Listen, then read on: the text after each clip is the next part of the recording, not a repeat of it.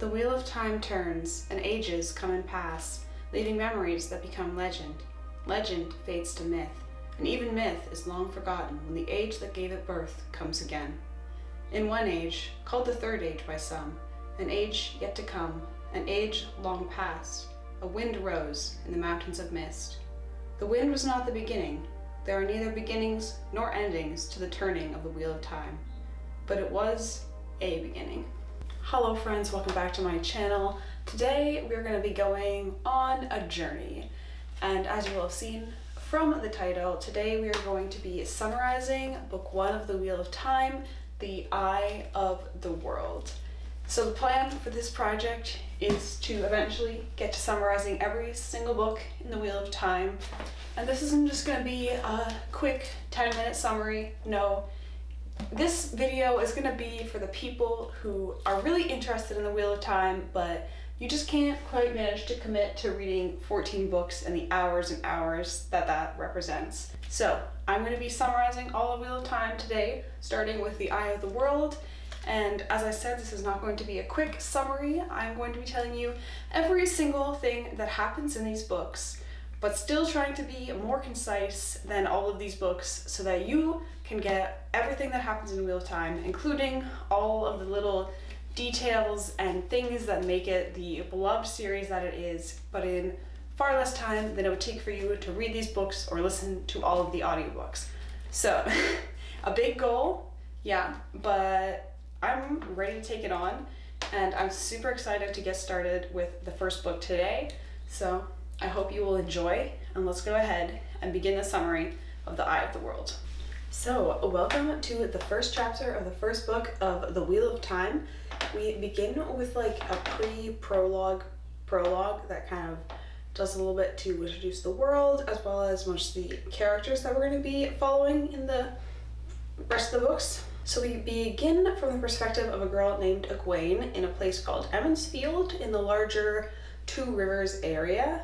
So Egwene is down at the river, she's filling a bucket with water, and we learn she's carrying water for the first time and that she wants to be the best water carrier ever. As she's doing this, she notices a raven that appears to be watching a group of men who are just like watching the sheep, and this raven ignores it when another bird starts dive bombing it to protect its nest, which is very unusual, she notes. And we get our first mention of something called the Dark One, and Egwene has heard people say that ravens act as his eyes. As she's watching this raven, she's interrupted by a boy who notices her standing and essentially like tells her to get back to work. She does, not because of him, of course. Oh, no. Just because Egwene wants to be the best water carrier ever. And as we follow her, we get a little bit of world building as we kind of explore more of our surroundings. We learn that all the farmers around Emond's Field are gathered here today to shear their sheep, and they do it as a group effort.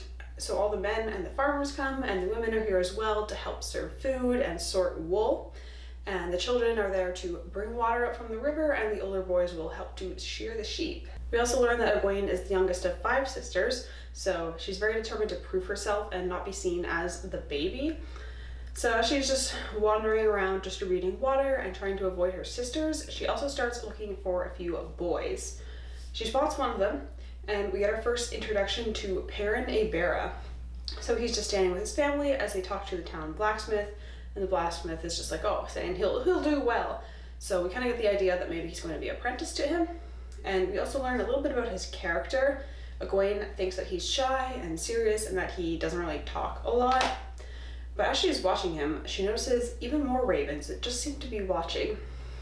At which point she's interrupted again, this time by another girl who notices her looking at Perrin and wants to know why she's looking at him when everybody says she'll marry Rand. So we get our first mention of Rand, and we already start developing a bit of the relationship that's going to exist between Rand and Egwene and their history together, and we will come back to this. Egwene just sort of gives a sassy retort, as she does, and leaves to continue distributing water. She notices one of her sisters being pestered by one Master Coplin about how she's sorting the wool, and we learn that Egwene's father must be important as her sister invokes his name to get this guy to saw it off, as well as her mother's, so she must be a fierce woman. So here, and then also like a bit on the previous page, Egwene is trying to figure out what Perrin's family is doing talking to the blacksmith, And we learn a little bit more about the politics and social structure of Emond's Field. We establish two political bodies. So we've got the Village Council, which is formed of the men, and the Women's Circle, which, you guessed it, is formed of the women. And these two bodies don't or aren't really supposed to interfere in the affairs of the other. So Egwene leaves before her sister notices her and happens to run into another character who we need to be introduced to, Nynaeve. Nynaeve is with somebody who Egwene calls the Wisdom, and she's been her apprentice since she was orphaned. We don't really get an explanation of the role of Wisdom, but we see them healing a man who was cut himself on some shears. So we get the idea that they're probably just like healers. And she also sees Nynaeve pulling on her braid, and she wonders when she'll outgrow that. And spoilers, never. Nynaeve will never outgrow that. But anyway, Nynaeve sends Egwene back to work, where she ends up making her way to one of her other sisters, where we learn more about the braid custom. So girls in the Two Rivers, which is the larger area that Emond's Field is a part of, aren't allowed to braid their hair until the Women's Circle determines that they have matured and are adults now. So Egwene's sister is 18 and she has not been allowed to braid her hair, while most girls are allowed to at 16. And Egwene tries to make her feel better by pointing out another woman who is 20 with her hair unbraided, but this just makes the other woman laugh at her sister, and she chases Egwene off. Egwene decides that enough is enough. If she wants to talk to those boys she's been looking for, she's just going to have to actively look. And she eventually finds somebody who can point her in their direction. So she finds them, but she doesn't go to talk to them. She just kind of watches them for now. And we get a little introduction to each of our main boys. So we've got Mat, who always looks for mischief and usually finds it. And we have Rand, who speaks before he thinks and always looks like he's about to go herring off. And then we revisit Perrin, who is the sensible one who talks slowly when at all. And they're not talking about anything important really, just like adventures they'd like to have. And Mat is about to lead them off on some mischief when an older boy comes up and tells them that the mayor wants them. And we learn that the mayor is Egwene's father. So they go to the mayor, and Egwene follows because she's curious. And the mayor's like, oh, you guys have been working real hard, I can tell. I'm going to give you that story that I promised you. And they're surprised because they have clearly not been working hard. Egwene's father ends up asking Rand's father, Tam, to tell the story, and he says he's going to tell the story of the real dragon, since Mat asked about the dragon reborn. This causes a little bit of a conflict between the men, the village council, and we learn that this story is a bit controversial because some stories shouldn't be told, but we go ahead with the story anyway. So, 3,000 years or more ago was a time called the Age of Legends, where technology was much more advanced and sophisticated devices ran on the One Power. Then the Dark One touched the world, and Tam lists a bunch more recent wars and was like, oh, you thought those were big wars? Well, this one eclipsed all those and covered the whole world in war. So they've been fighting for a long time, and the tide starts to turn in the Dark One's favor and the light begins to lose. Then, somebody calls the dragon gathers men to take a stand, and Egwene is surprised here because apparently the dragon broke the world and ended the Age of Legends, so she's like, shouldn't he have been like evil on the Dark One side? But anyway, the dragon, his 100 companions, and a small army of 10,000 men, which is a big army in their current world, marched on the heart of the Dark One's land to Shale Gull and bound the Dark One back into the prison the Creator made for him, and the Forsaken, which were like evil Aes Sedai, are bound with him. Then Perrin asks what a dragon is, and apparently nobody seems to know. And the mayor pulls his surprise card and divides the boys up for the rest of the day so they actually have to work, which was presumably his goal all along. But as they're leaving, Egwene notices many more ravens and turns to find one staring straight at her, which she promptly engages in a staring contest with and wins. Then we get a bit of the summary of the next few years, and we learn that Egwene had to carry water again the next year. But the year after that, she was allowed to help with food, which was apparently a year early, and she decides she wants to be the youngest girl ever allowed to braid her hair, which is unlikely to be allowed, but sets us up for the Egwene attitude, where she is very determined and always wants to be like the very best at whatever she sets out to do.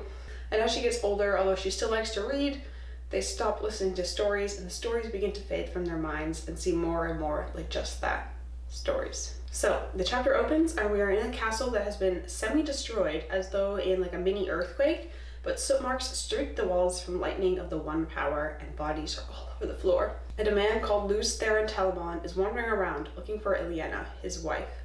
He catches his reflection in a mirror, and we hear that he's wearing a symbol a circle, half black, half white, divided by a sinuous line.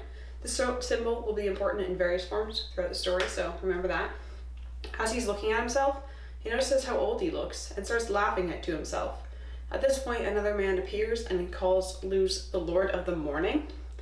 We learn that Luz has apparently lost some memories. Also, he keeps calling for Ilyena, but we see the other man looking at the body by Luz's feet significantly. So this other man tells Luz some of what he used to be and says that he'll force him to have a moment of clarity before the end and uses the one power on him. This forces some recognition upon Luz, and he recognizes the body of Ilyena at his feet and is completely distraught.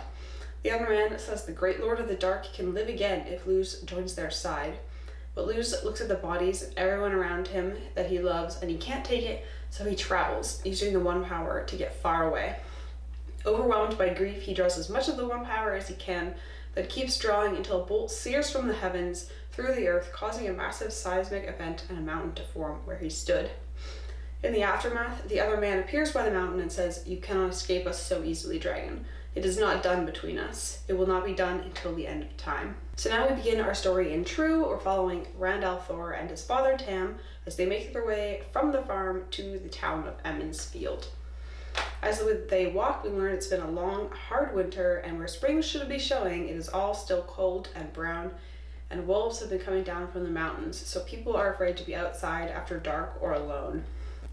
Rand gets this feeling like he's being watched, and he glances over his shoulder, and there, following them down the road, is a rider all in black from head to foot, with the hood of his cloak tugged far up over his head, hiding his face in shadow. Rand gets a really queasy feeling, an intense feeling of hatred for himself and for everything that lives. Then he stumbles on a rock and drops his eyes, and when he looks up again, the horseman is gone. His dad notices and is like, "Hey buddy, what's up?" And he tells him about the horseman, and it seems like his father doesn't quite believe him, although he seems to want to. As he looks at his father, he realizes what was so odd about the horseman. While there's a strong wind that is blowing his father's cloak, the horseman's cloak had not moved in the wind at all. Spooky. So they decide to move on, and they get to the town where everybody is doing their spring cleaning and setting up for the Beltane festival tomorrow. Along the way, they run into the village complainer, who is complaining about the village wisdom Nynaeve, that she's too young, and that when he asks her what she hears in the wind, she won't answer him. They're rescued by the man's wife, who scolds him for interfering in women's circle business, and finally they make it to the inn where they're dropping off the alcohols they've been making over the winter. And the village innkeeper, Bran al'Ver, comes out to greet them, and they're joined by another member of the village council, who also is complaining about Nynaeve, so that's a popular topic for today. And he says that she won't say what she hears in the wind, but he speculates it's because she hears that the winter has no end. At this point, the adults are kind of arguing, and one of Rand's friend, Mat, sneaks up to talk to him. It turns out Mat has also seen one of the Black Horsemen, but since he's such a nuisance around the village, his word to back up Rand is more of a hindrance than a help. Anyway, Tam sees Mat, and he manages to rope him into helping Rand unload the kegs, and Mat agrees to help, if only because he finds it funny to watch Rand stare at Egwene like a poleaxed ox. So Rand and Mat are carrying the barrels of cider into the inn, and they notice that the village council is all sitting there quietly, which is abnormal of them. Rand is tempted to hang around, but Mat ushers him away because one of the members is after him for a prank he played involving covering one of the dogs in flour. So they're bringing the last barrels down, and one of the village boys comes down to tell them that there are strangers in the village. And Mat's like, "Oh yeah, I meant to tell you that." And he describes the strangers as a woman who is like a noble woman and a man whose cloak seems to be different colors depending on how you look at it. Also, apparently Nynaeve is already mad at this woman because she called her child when asking for directions, so there's Nynaeve for you. There's also talk that there's a gleeman in town for Beltane, which is very exciting. And they go outside the inn, and Rand feels like he's being watched again, so he turns around, and there's a raven on the roof staring at him and Mat. They both throw rocks at it, as one does, and instead of flying away, the raven just steps to the side. That's when a strange lady walks up and is like a vile bird, and when it sees her, the raven flies away. And so we meet Moiraine, who has an ageless face and incredible presence, in addition to finer clothes than anyone in the Two Rivers has or has even seen. So she asks the boys their names, and then she says that she might have some tasks that need doing while she's in the Two Rivers, if they would help her. They say yes, of course, because they're so overwhelmed by her presence of this strange, beautiful woman. And she gives each of them a coin as a token of their agreement and says there's a bond between them now. This may be important. Just saying. As she's leaving, Rand gets the courage to ask why she's in the Two Rivers. She says that she's a student of history and a collector of old stories, and implies that there's more to the history of the Two Rivers than the locals are aware or remember. She leaves, and the other stranger, the man, who they hadn't even noticed following her, leaves with his strange, shifting cloak. The younger boy, who's still with them, says that he bets the man is a warder. Sharp chap. But Matt's like, nah, they only exist in stories. And they all decide to keep their coins and not spend them. Then they hear a ruckus, and from up the road comes the traveling peddler that they had all been waiting to see if would arrive in time. And Rand's like, this is going to be the best Beltane ever. We'll see about that. So the peddler comes up with his big old wagon and six in hand. His name is Padan Fain, and he's been coming to the Two Rivers every spring for as long as Rand can remember. He's got big news for the villagers, and there are troubles all across the land, and wars are raging. A man calling himself the Dragon Reborn, who can channel the One Power, has risen and created mass chaos as people go to support and to oppose him. The whole village gets in an uproar about this, saying that the dragon is just as bad as the Dark One since he broke the world. Apparently, there has been nobody claiming to be the dragon for 20 years, and now in the last 5 years, there have been 3, so it seems like something must be going on. Fain can't say if it's the real dragon or not, and it seems that there's kind of no way to know at the moment until some other stuff happens, I guess. So the boy they were with earlier, in reaction to the news that this man can channel, says that he'll go mad and die because all men who channel do and only women can touch the source. This exposes what our villagers think of Aes Sedai, women who can channel. They think that it was really them who broke the world after the dragon started it, and they have an overall pretty dim view on them. The village council takes Fain into the inn to question him themselves, without all the hubbub, and eventually Mat and Perrin, who has joined them, and Rand are sitting together just chatting. Mat mentions that one of the villagers named the Dark One last spring, and had all his crops fail and his family get sick, and that Mat had asked him to do it again because Mat is a force of chaos. Then Nynaeve comes up, and she happens to overhear what Mat was saying, and is quite upset with him. So they tell her what they were talking about that because of Fain's news, and Rand notices Egwene is with Nynaeve, so he's just staring at her moon-eyed. Nynaeve goes into the inn to join the questioning because she doesn't trust the men to ask the right question. And Rand gets some time with Egwene, who shows them that her hair is braided now, meaning the Women's Council have decided she's a woman grown and can marry now. This is when she drops a bombshell on Rand, that she's training to be a wisdom with Nynaeve, and since Nynaeve is young and will be wisdom here for a long time, she might go to another village. Which Rand seems to be upset about, but has a hard time communicating this, which will be a theme. Rand needs to learn how to communicate. And she gets upset with him for implying that she's strange for wanting to leave Emond's Field and doesn't know the difference between a daydream and reality. So she sort of moves away, and Perrin and Mat rejoin Rand, where they tell him that Perrin also saw the Black Horseman. Egwene overhears this and essentially calls them foolish when a white-haired man hurries out of the inn, interrupting them. So the man turns out to be the gleeman who came to perform at the festival. He's complaining because he went downstairs at the inn to smoke his pipe, and of course the council is there questioning Fain, so Nynaeve kicked him out. They speak for a bit. He kind of teases the boys about not having left the Two Rivers, and as they speak, a crowd grows, so he decides to give a little demonstration. So he's juggling and talking about all the tales that he's going to tell at the festival tomorrow when suddenly he cuts off. Moraine and Lan have joined the group. Tom, the gleeman, treats them respectfully, but Rand notices that he does not look at all pleased to see them. After those three have left, Tam comes up to Rand and discusses with the boys what the council have decided. It seems that they should not have to worry about the war coming their way, but a patrol will be set up with the other villages in the Two Rivers just to watch the borders, just in case. Of course, other boys want to be part of it, but Rand's father tells him, we're going home now, we'll deal with that later. Even though they planned to stay for the night, but he's like, no, I don't want to hear it, we're going home. So Rand gets a few minutes to discuss with the boys, and they decide that they need to try to convince the council of the presence of the Black Horseman, but they're going to try to find a few others who have also seen it and do it tomorrow. At that, Rand has to leave to meet up with his dad and walk home. As they're walking, Tam says that he does believe Rand. Apparently, 2 other boys have also seen this rider, so the council is aware and believes after all. And Tam wanted them to go home and mind the farm just in case that nefarious black-cloaked stranger is lurking around. But knowing that the village knows and that he is believed makes Rand feel a lot better. Tam and Rand arrive back at the farm around mid-afternoon, and Tam does like a circuit of the whole place, just checking for tracks, but it doesn't seem like the stranger has been here. So they just sort of settle in for an afternoon of chores, feeding the horse, chopping firewood, farmy chores, you know? And as evening settles in, they go in to have dinner, and Tam locks the doors, which is apparently never done in the Two Rivers. He also goes upstairs to get something, and comes back with a sword that has a heron inscribed on it. Rand had no idea he had this, and is very impressed, but Tam's kind of a little vague about how he came by it. And just as they are about to sit down to eat, something bashes on the door, and then breaks it down. And in the door, there's this huge beast that looks part human, but is larger, and its head is half human, half ram, with curling horns. Rand throws the kettle that he was holding at it and scalds it with hot water, and his father kills it with his sword. But there are more pushing in from behind the first one, and he tells Rand to run.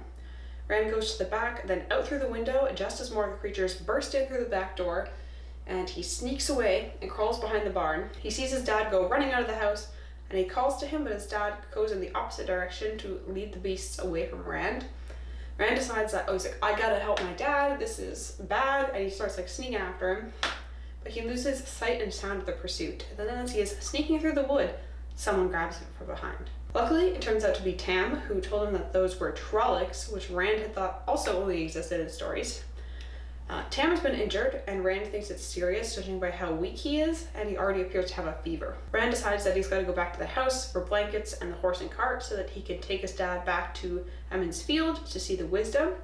So he sneaks back to the farm and decides to go to the house first. There are bodies of a few Trollocs there, but as he goes further into the house, one gets up from behind him and tells him how smart it is for waiting. Rand's got his dad's sword now and draws it. The Trolloc says that he won't hurt him, that a Fade wants to talk to him. Apparently, Fades are so bad that Trollocs pale in comparison, so Rand pretends to acquiesce. Then when the Trolloc lunges, he manages to get the sword out between him and the Trolloc and kills it. So, good job, Rand, your first Trolloc kill. He quickly gathers some things they might need, like blankets and bandages, and heads to the barn. Unfortunately, the horse is gone and the cart is smashed, but Rand manages to break off some of the shafts and takes those with him back to Tam, who seems even more feverish than before. Back with Tam, Rand does his best to clean and bind his wound, then uses some of his blankets and the cart shafts to make a makeshift litter to drag his father on. Rand's world is like kind of shaken now, because like a lot of young people, he always sort of saw his father as like invincible, so for him to see him so weak now really throws Rand for a loop. But Rand is determined, so he holds it together, he gets Tam on the litter, and he starts dragging. He decides to follow the road, but like stay off it a little bit so he won't get lost, but also avoid some of the danger from being on the road. From time to time, Tam is muttering things, presumably from the fever. So when Rand hears a thudding coming their way, he has to put his hand over his dad's mouth as he crouches there. As they approach, Rand can feel who they are, like a grit scraping his bones. And it is, of course, the Black Horseman, followed by 20 or so Trollocs marching in step behind. They pass by, but Rand stays hunched down beside his father, waiting to be sure. Just as he is about to get up, the horse appears again. This time, though, its footsteps make no sound at all. The rider is peering into the forest, moving slowly, clearly like searching. It pauses right alongside Rand, and he feels that same devouring hatred that he did in the morning. Luckily, it seems not to see him, and moves on after a while, before galloping down the road, still silently. Rand decides he's got to keep moving, so he starts pulling the litter when his father starts muttering again. He's saying something about Avendasora, the Tree of Life, and a bunch of other stuff Rand can't really make sense of, but then he starts talking about a battle and hearing a baby cry, and then it's as if he's talking to his wife, saying that he couldn't leave the baby, and yes, Rand is a good name. So it seems perhaps that maybe there is more to Rand's story than Rand is aware of, and that his father might be keeping some stuff from him. So Rand is still walking when he notices that the sun is rising and he's been walking all night.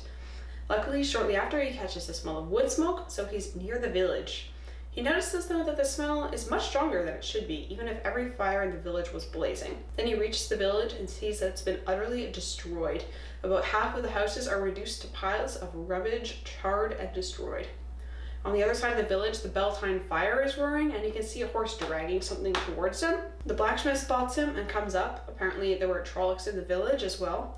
and he calls to Egwene as she's running by, and she leads them to Nynaeve to get help for his father.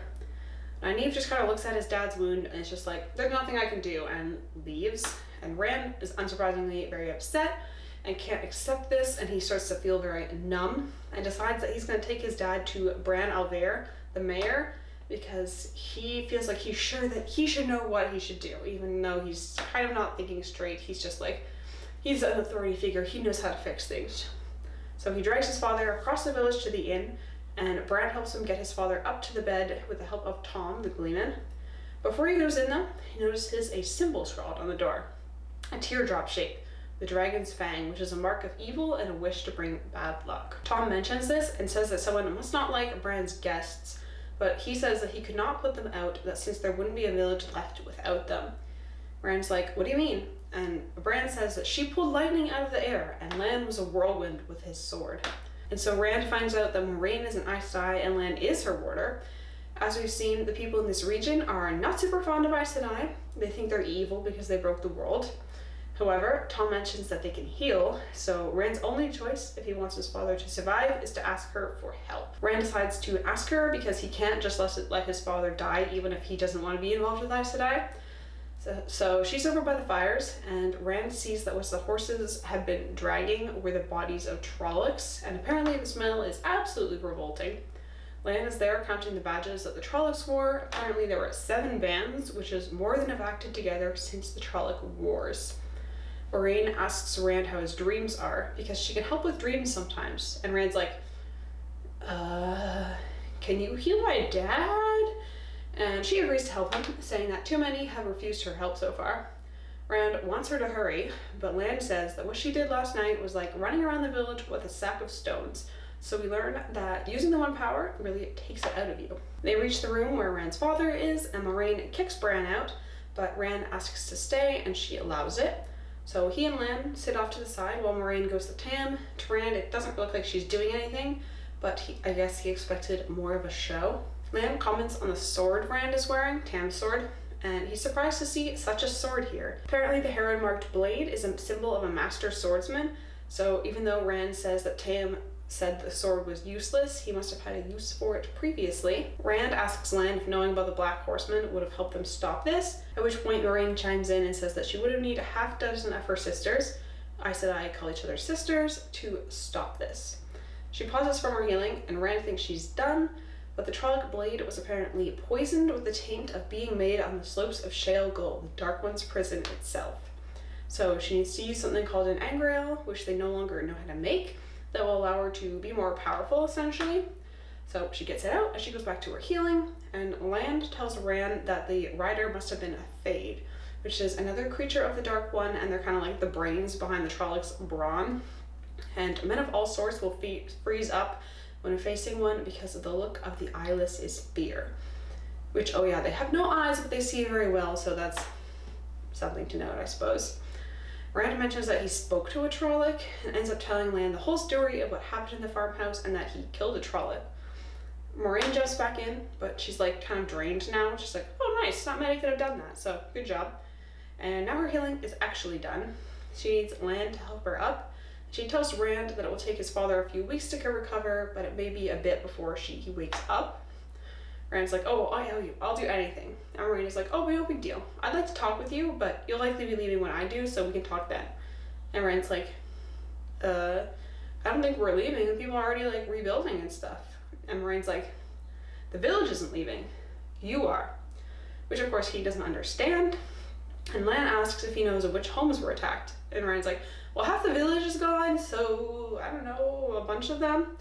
But apparently, some homes were only torched to create confusion. The only ones attacked were Perron's family farm, the forge where he was apprentice, the blacksmith's house, and Mat's house. Moiraine tells him that the Trollocs were here looking for boys of a certain age, Rand, Mat, and Perron's age. Rand's like, why would the Dark One want us? And Moiraine tells him that there is something in one or all 3 of them that the Dark One fears. Then her and Lan essentially explain that as long as they remain here, the Trollocs and Fades will keep coming back, so they have to leave. Rand, of course, has that Two Rivers stubbornness on Rand, so he tries to come up with reasons not to, but in the end, he can't risk his village and everyone he cares about, so he agrees to go. Moiraine tells him that they will leave that night, So Rand is unlikely to get to say goodbye to his father, as she doesn't think that he'll wake before then. She leaves to find Mat and Perrin, and Rand is left to watch his father and sleep. He tries to stay up in case his father wakes, but he ends up drifting off. So this chapter begins with Rand having a dream. In his dream, he is in a desolate place, running from Trollocs when he climbs a hill and is confronted by a steep cliff drop and a valley filled with waves of fog. A figure appears and he feels pulled to the mountain in the center of the valley and hears a voice calling, "Serve me! Serve me!" He pulls away from the figure and falls, and then lands on his knees on a road. He sees a mountain that stands on its own and a city on an island in a river. Again, he feels the pursuit and runs to the city. He is almost caught when he falls again. This time he stands up inside the city itself. The city is a marvel of workmanship with spires and delicate bridges, and down the road he sees a tower taller than the others and white as snow. He knows he has to go there, but he wants to explore the city first. Yet every way he turns, he is facing down the road to the tower. He notices people are looking at him disapprovingly and gives up, heading for the tower, at which the people rejoice and throw flowers at his feet. They are singing and dancing, and he knows it is for him and that it is right. He approaches the tower and enters, but as the door closes, he hears a Fade say, "We've been waiting for you." He wakes up back in the inn. It is twilight now. He's slept most of the day, and he's just eating from the tray Mistress Alvir left when his father wakes. He tells him everything that happened and that he must leave, and his father is surprisingly accepting of this and tells him to be wary of everything Moiraine says because Aes Sedai do not lie, but they are adept at twisting the truth. Their reunion is kind of ruined when Lan busts in and is like, "We got trouble, time to go." So Rand follows him and Mat downstairs and they peer out the door. A group of villagers has gathered and they're facing off with Moiraine, which is brave of them, and they're telling her that it's her fault the Trollocs came, so she's gotta go. One of them threatens to burn her out, at which Bran Olvera and the blacksmith step forward, and Bran's like, "Are you threatening to burn down my inn, buddy?" And he reminds them that Moiraine healed many of their worst injuries, and they're like, "Yeah, she helped, but it's her fault they're here in the first place." At which Moiraine does like a little demonstration to get their attention and starts talking. She's like, "Oh, is this what Aemon's blood has come to? You've forgotten who you were." And Bran's like, "Man, we're farmers and shepherds, we kind of always have been." And she launches into a little history lesson, also known as world building, and tells them that there used to be a grand kingdom here and that it was a thorn in the Dark One's side. Its army was far from home when it learned that the Dark One's forces were marching on their home, so they marched day and night to beat them there and arrayed themselves before the river. They were promised aid if they could hold for 3 days at the river, and somehow, through bloody assault and desperate defense, they held an hour, and the second hour, and the third. For 3 days they fought, and though the land became a butcher's yard, no crossing of the Tarandrel did they yield. But by the third night, no help had come, and no messengers, and they fought on alone, for 6 days, for 9. And on the 10th day, Aemon knew the bitter taste of betrayal. No help was coming, and they could hold the river crossings no more. So they retreat across the river, and send word for the people to flee. Most of the people do not flee, but they join the army on the battlefield, for this is their land. But still, they could not hold. And eventually they were all dead, and the queen, alone in the palace, felt her husband die, and drew on the One Power and smote the army, but it destroyed her and the palace down to the very stone of the mountain. And so Manetheren was destroyed, but those of its people who had hidden the mountain lived on, and they came back to their land and held it, even though everything was destroyed, because it was theirs, and they had paid for it in blood and hope. And eventually time passed, and they forgot, and they became the people of the Two Rivers. As her story ends, one of the men is like, "You killed my son, I apologize," and the rest of the mob sort of does similarly and leaves. And Lan pulls the boys away. It's time to go. Lan leads Rand and Mat to the inn stable, where Perrin is waiting and 5 horses are saddled. Lan starts checking their tack, and the boys have a moment to talk. Mat teases Rand about the sword, and we see that Perrin also has a weapon, a war axe that was made for a guard who never picked it up, so the blacksmith gave it to Perrin. Moiraine overhears Rand tell him that he told his father as she rocks up and isn't pleased, but Lan's like, "Okay, time to go." When who pops up but Egwene, who's like, "I'm coming too. I've always wanted to leave the Two Rivers and see the world." And Moiraine is essentially like, "Yeah, sure, fine." And Lan's like, "WTF?" Rand does not want Egwene to go because it's not safe, but she knows what she wants, and it's like, "You can't stop me." So she joins up.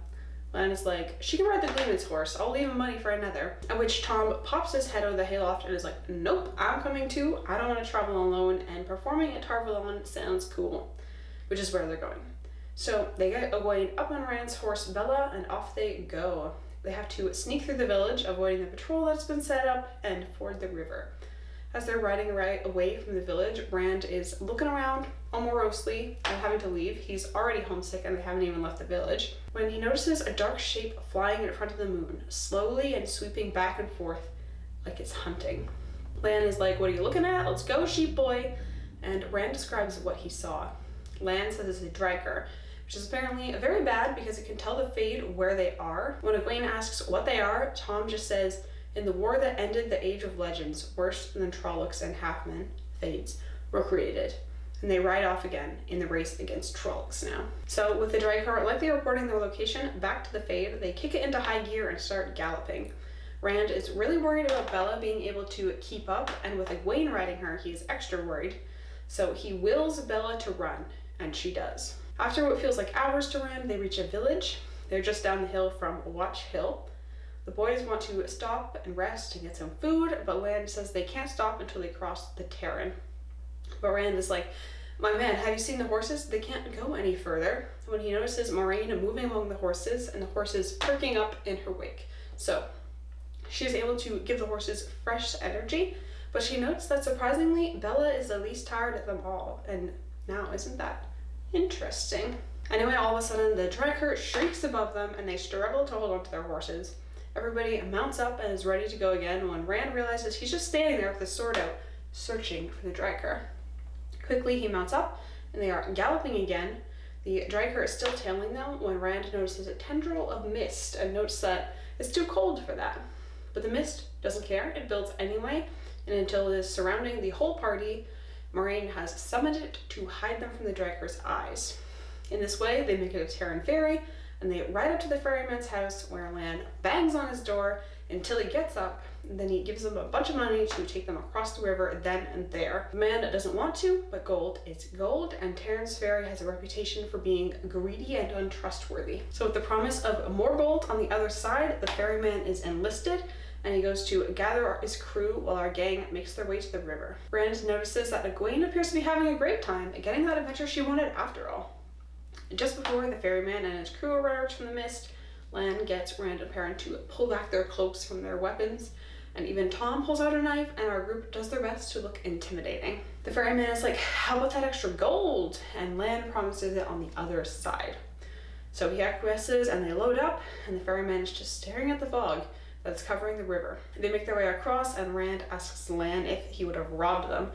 And Lan's like, "You never know how men will act when there is nobody to see their crimes," and mentions the possibility of dark friends going forward, men and women who have gone over to the Dark One's side. As they reach the other side, Moiraine promises a silver to each man as well, so they all get off the ferry to receive it. And once they have, the ferry pulls away from the landing and goes down in a whirlpool, which has never been seen on the Terran. Moraine's like, very unfortunate. And Lan's like, "Yes, very. Anyway, here's some extra gold," and the ferryman and his men stomp off. They're nearly out of the fog now, and Moiraine has fogged like the river to hide their trail and convince the Dryker they've gone downriver instead of across. They need to rest, and Lan's like, "I know a place," and he leads them to a pile of toppled trees that's hollow inside. Moiraine and Egwene go inside while the men settle the horses, and then they go in. The two are in discussion beside the fire. Moiraine is telling Egwene about the One Power, and Egwene wants to know if she can learn it and be an Aes Sedai. Moiraine says that Egwene was born with the ability to, and she's now going to help her touch it for the first time. She uses her blue jewel to help Egwene focus, and to Rand's horror, Egwene actually manages to channel a bit.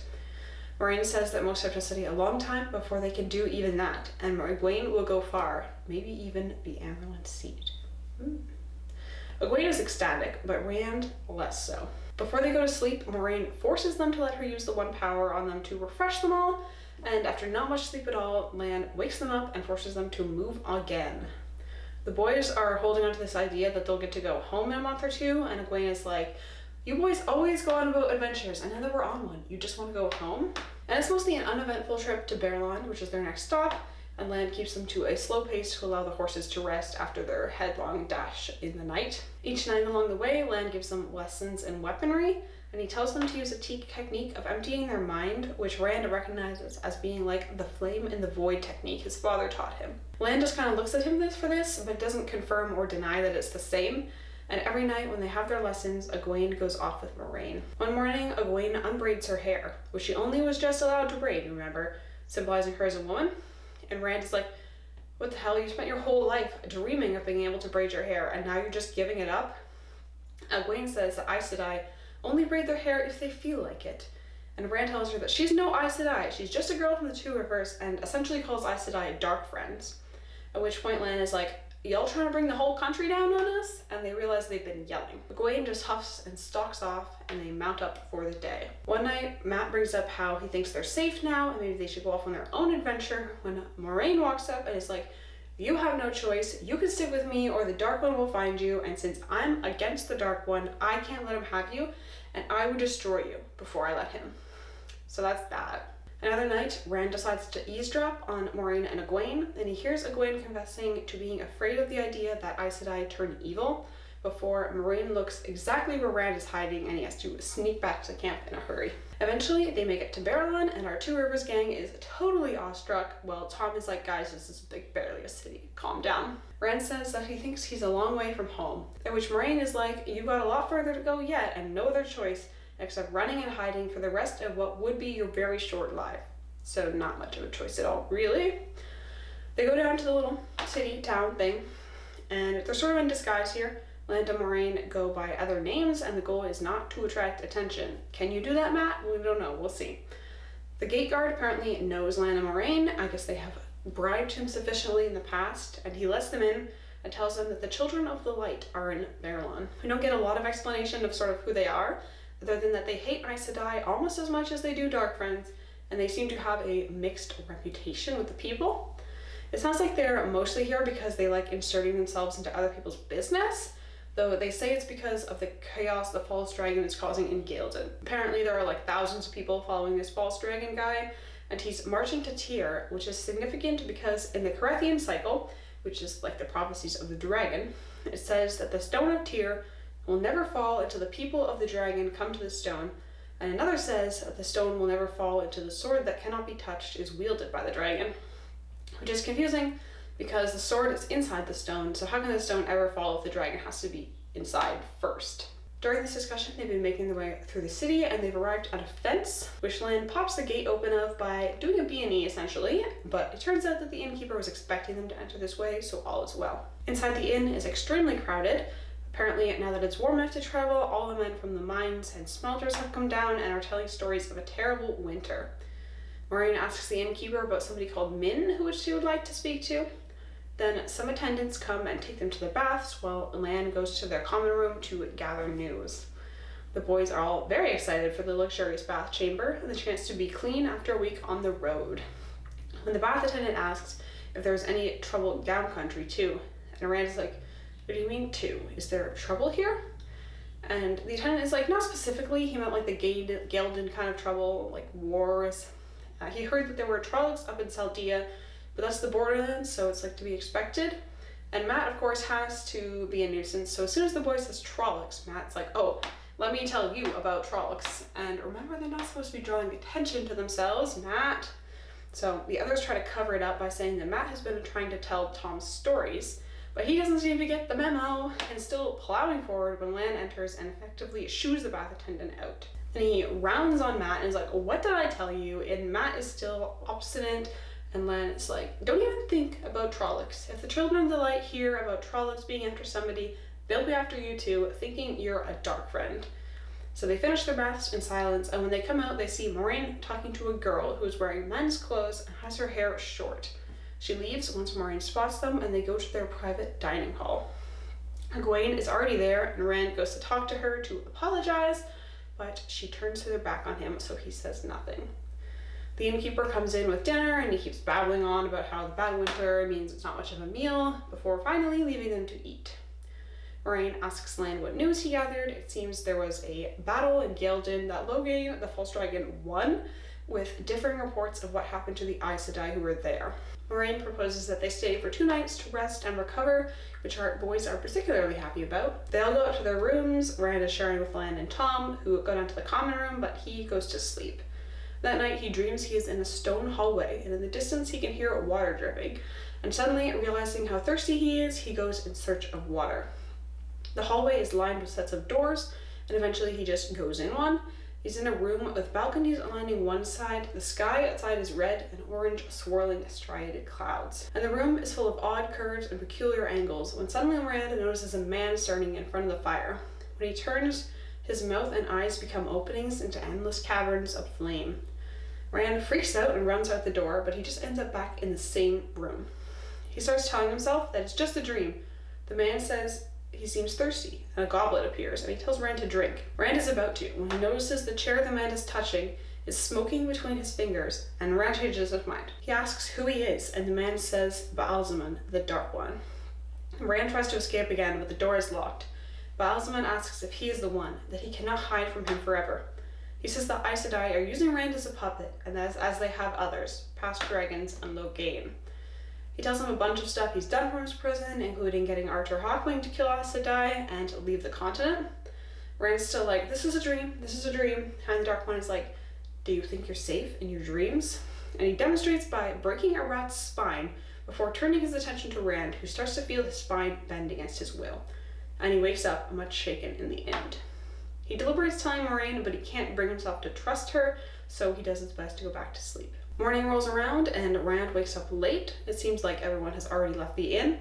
So he goes down to the kitchen where he sees the innkeeper arguing with the cook about her cat. The cook wins the argument and the innkeeper leaves. The cook gives Rand some food, and as he is eating, tells him about the argument. Apparently the innkeeper got a lot of complaints about the cat because it left dead rats everywhere. Rats with their spines broken. Rand is like, that's hella creepy, and he's really shaken up. The innkeeper said that one of the boys was still there, and he wasn't feeling well, so he goes to the other room and he finds Perrin there. It turns out Perrin had pretty much the same dream with the rats and all, and they kind of deliberate again on whether to tell Moiraine, but they can't decide if they trust her. Rand decides to go out and check out the city, but Perrin just wants to rest, so Rand leaves. He goes out through the stable yard, but the street outside is totally crammed, and he gets overwhelmed and decides to just sit in the yard for a while. Not much later, he's joined by the girl he saw Moiraine talking to yesterday, Min. It turns out she knows who Moiraine is, and that she told Min who she was because she didn't have a choice. Min saw that she was different. And Rand's kind of like, what are you talking about? And Min is like, oh, sometimes when I look at people, I see visions. And Moiraine says it's pieces of the pattern. So for example, she'll look at a man and a woman, and know they'll marry, and then they do. When she looked at the group, she saw sparks whirling around them, fighting against a big shadow, and that Egwene is part of it as well, even though the Trollocs weren't after her. Then she gives a brief rundown of what images she saw for each of them. Lan has 7 towers, Tom a man juggling fire and the White Tower, Perrin has a wolf and a broken crown, Mat a red eagle and a dagger with a ruby. And for Rand, she sees a sword that is not a sword, a golden crown of laurel leaves, and a few other things, including a funeral bier with him on it. At which point Rand is like, okay, stop, I did not need to hear that part. And Min goes on and says most of all she sees lightning around him, some striking him, some coming out, and says that they will meet again. So she's kind of like grinning at him, and he's like, okay, this is getting weird, and runs off into the city. My little country boy is totally overwhelmed by the sheer scale of the city, the number of people, and how much they'll pay for shriveled turnips. But he notices that the people look much the same, and as he is looking at people, he spots somebody that he actually knows, Padan Fain, the peddler. Fain runs when he sees Rand, and Rand chases him to a dead-end alley and is like, damn dude, we all thought you were dead. And Fain is definitely acting a bit sus.